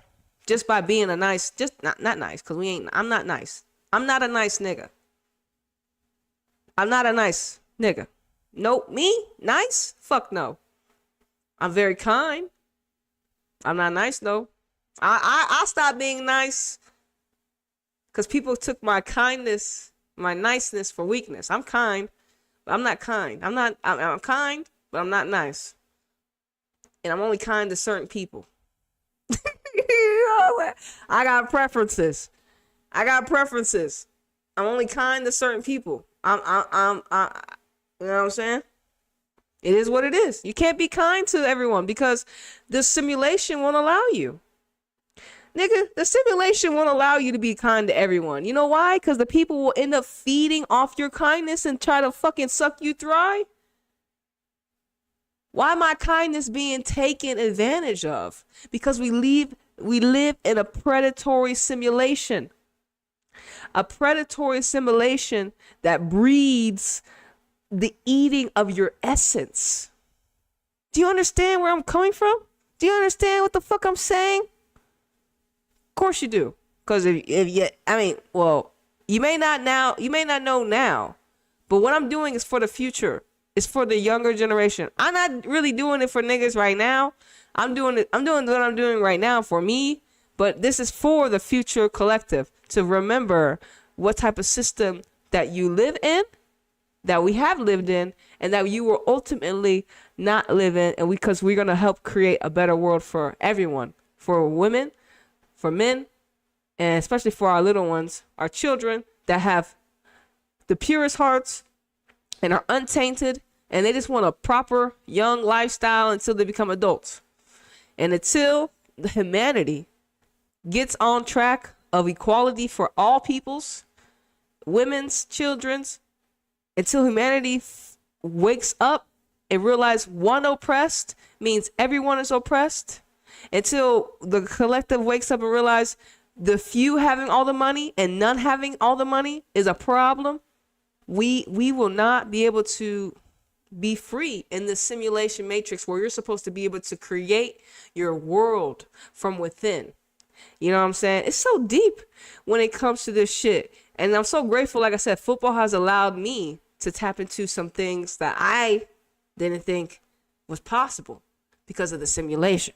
Because we've been taught that we just human. We just been taught that we supposed to work for corporations and we not supposed to live our best lives. You know what I mean? Remember this. This whole world is an illusion. This whole world is an illusion. I'm like Neo in the Matrix, right? Wake the fuck up, nigga. Like I'm Neo in the Matrix, nigga. Wake up. Wake up, nigga. It's time to wake up. It's time to wake up. Wake up. You don't, and that's the thing. People that continue to believe in the illusion that this is not a simulation, they are unfortunately people that are not built like you. These are people that are not built to come with you. These are people that would rather still be a slave to the simulation because they not built like you. Maybe God said, hey, look, nigga, you just gonna have to be dumb, deaf, blind, sheep, and weak during this time where we having a great awakening. It's not your time to wake up. Because not everyone is built like you that has the ability to break down what the fuck that you're seeing in the simulation and understand that it is all manipulated frequency to either trap you or to free you. And we must transcend this low demonic ass realm so we can get more people awakened. More people that wake up, the higher the frequency, we're all going to be doing better and greater things so we can shift into the golden age a lot quicker. But remember, people will fight you. Frequencies will fight you. The matrix will fight you because they do not want you to be free. Why they don't want you to be free? Because they eat your soul essence. They harness your energy and they want you to not, be free. They don't want you to be a free nigga, but they can be free. But you can't be. And who the fuck said that they can do that type shit?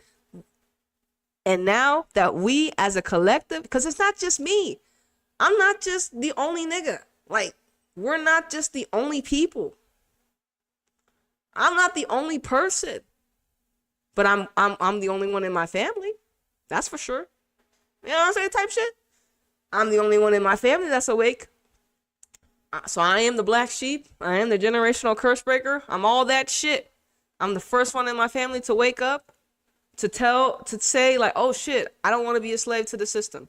I don't want to be a slave to the matrix. I don't like the way the life is. I don't like the way my life is. If I don't like the way my life is going in the matrix, that's why I had to detach. That's why God woke me up. My spirit is too powerful to be controlled, nigga. I'm too powerful to be controlled, to be suppressed. But here I am. Fuck, I came down here as a woman too. The fuck? So you already know what type of simulation, matrixy shit that I be having to jump through. But nah, nigga, thank God there's not just me out here. Thank God there's other people fighting that good fight. And I hope you continue to fight that good fight because we need you, nigga. We need you. We need teamwork makes the dream work. We need to get out these demonic ass niggas so we can bring in the good shit. So we all can be thriving. We all can go link up and go watch a football match together type shit. You know what I'm saying? An organic football match. One that lifts all of our spirits. One that we love, appreciate every single body in the fucking stadium. You know what I'm saying? Not everyone, but you know what I'm saying? Humanity is better where everyone goes home to, you know, proper water and a house. Where we're all being able to live in our own frequency and help the planet shift into our higher vibrational timeline. Because we all must work on living in our highest timeline so we can help the collective ascend. And like I said, I'm here. I'm what do you call it? I'm before my time. I'm before my time. So niggas don't do what I do because I'm before my time. I'm before a lot of other people. A lot of people in my reality, quote unquote, have already made it. So I'm a late bloomer in essence, but I'm before my time. I have been able to do what Michelle King has done, but just in the opposite reverse. Ain't no nigga doing what I'm doing, nigga. Like, it is what it is. Ain't no nigga has brought in all the teams I have brought together and been able to see through the Maya and be able to speak and use my platforms to help people wake up. Ain't no nigga done it. So therefore, I'm one of the first pioneers, one of the first trailblazers. I don't give a fuck. I don't need your respect, nigga. I done it. I can't go outside. I can't even go. I can't go outside. I can't go and look to see what a nigga has done because ain't no nigga done what I've done. Ain't no nigga done what I've done. And you need to remember that. Ain't no niggas gonna do what you do because you do it in your own unique way. Even though people say, well, Anita, like in a way, yeah, we do copy each other, but you do it in your own unique way. You do it in your own unique way. You have a different angle in how you, that's why there's different messengers for everyone. Some messengers resonate with you, some don't. You need to find the messengers that resonate with you. And if they start to, you know, maybe I don't fuck with them no more, go the fuck on. Ain't nothing wrong with that. Remove your space. You're the spirit in the body. You have the ability to travel and move. If you see something that you don't like, use your discernment and move the fuck around. We need you, we need me to be able to take charge of your spirit, take charge of your persons. We can no longer depend on the society simulation because it is collapsing. Can you see how it's collapsing? Can you see how our old world of society is collapsing? Ain't nobody gonna buy a Gucci bag ever again. I mean, majority of the collective can't afford it. But ain't nobody buying Louis Vuitton, Gucci. We all going to China. And remember when I said it should be, well, I guess I don't remember what I said, but especially in America, one of the most biggest illusionary worlds that has been created, because they say America is not a country, it's a corporation. But yes, one of the biggest illusionary corporations, America, and us, America, me, I'm an American person, you know, I'm in America. But it is the whole world, the world that is an illusionary is collapsing. It is collapsing because it was artificially made. It had been harnessing the gifts and talents of you and me to be able to put puppets in positions that you and me are supposed to be in. Or I don't know if you want to be in positions of, you know, Like, I don't really, like, I'm not trying to be anyways. But like I said, y'all, remember, man, you got to take your power back. You got to continue to unblock your chakras. Understand that this simulation either wants to, your simulation, your circumstances, you need to identify who is around in your reality. And I had to, like, in my reality, I don't got nobody, really. It's just a nigga and God. It's just me and God. I got some people, but not many. But that's because of this world. It shouldn't be like that. It shouldn't be like that. It should not be like that. But think about who's been in it is because these men have been in charge of this world. I'm sorry. I can't help but like to shit on y'all niggas. Because, like I said, y'all haven't made it easy for niggas. At all. And y'all will get y'all's karma for all the shit that y'all have put people through. And y'all's karma is, in essence, losing everything that you thought that you could hold above the people. Everything that you thought you could hold above the people. Your Gucci, all this bullshit, all this materialistic shit. The same thing that you thought made you better is the same thing that brings you back down to where the fuck you belong. Right here, nigga, with me, nigga. I'm not above you, nigga. And you're not above me, nigga. We right here. If I quote unquote SHOT you, nigga, you gonna bleed. Just like me. You know what I'm saying? But we in new times, thank God. And I'm glad that I happen to be an awakened nigga. And I'm glad that I'm taking the steps towards continuing to use my platform to express my love for women's football and the growth of the game, but also break down why the game is the way it is and how we must change it for the betterment of the future type shit. But anyways, y'all, I gotta get out of here. Thank y'all once again. It's your girl Anita flying high. We're gonna go more. We want to know, I got questions, nigga. You know, why is only the US, why only include NWSL teams and not USL Super League teams? We're gonna continue to see if we hear anything about the USL Super League that is the sister league to NWSL. We need them to, of course, be in cahoots. We want them to be able to work with each other because this is going to help us manifest a better league for them, a more competitive league. We're going to manifest better. They're going to have better players, develop better players, all types of shit. Everything that we want for the growth of the game when it comes to women's football. And like I said, when you look, we're seeing the result of now we're seeing what happens when you give women, or when women have created a lifestyle for themselves where they become billionaires. We're seeing the impact. The mere impact of Michelle Kang's money is crazy. It's the mere impact of one person. And it was Michelle Kang, and she's a woman. And her impact has totally rippled the women's realm. And it will, because, I mean, ain't nobody ever done it. So, like me and you, or like me, like Michelle Kang and I, pioneers, people you ain't never see it get done. You know what I mean? And I don't, you know, I always was a humble nigga, but fuck that shit.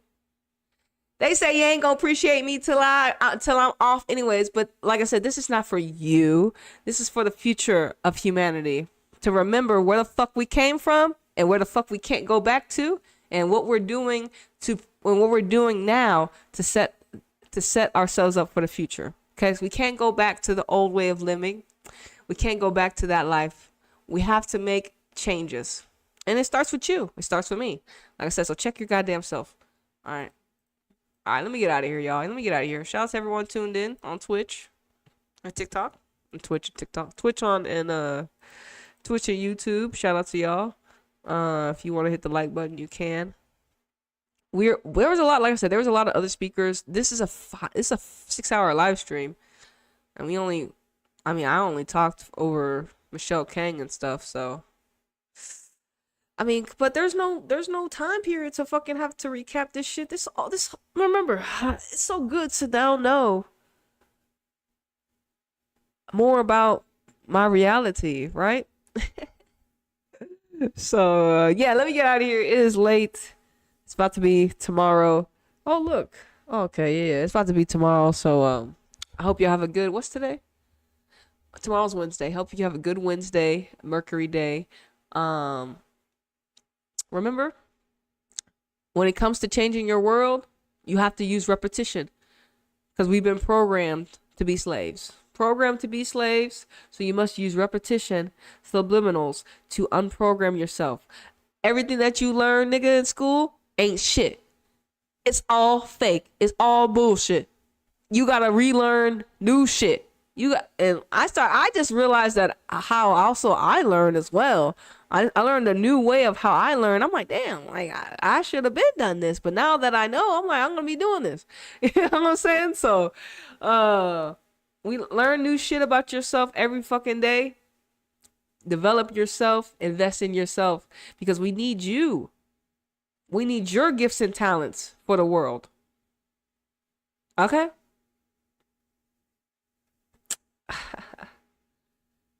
All right. It's your girl, Anita, flying high. Flying out of this third dimensional reality, and I'm not coming back to Earth. I don't know about you. This is the last go around, nigga. Whatever karma I got, I need to clear that shit.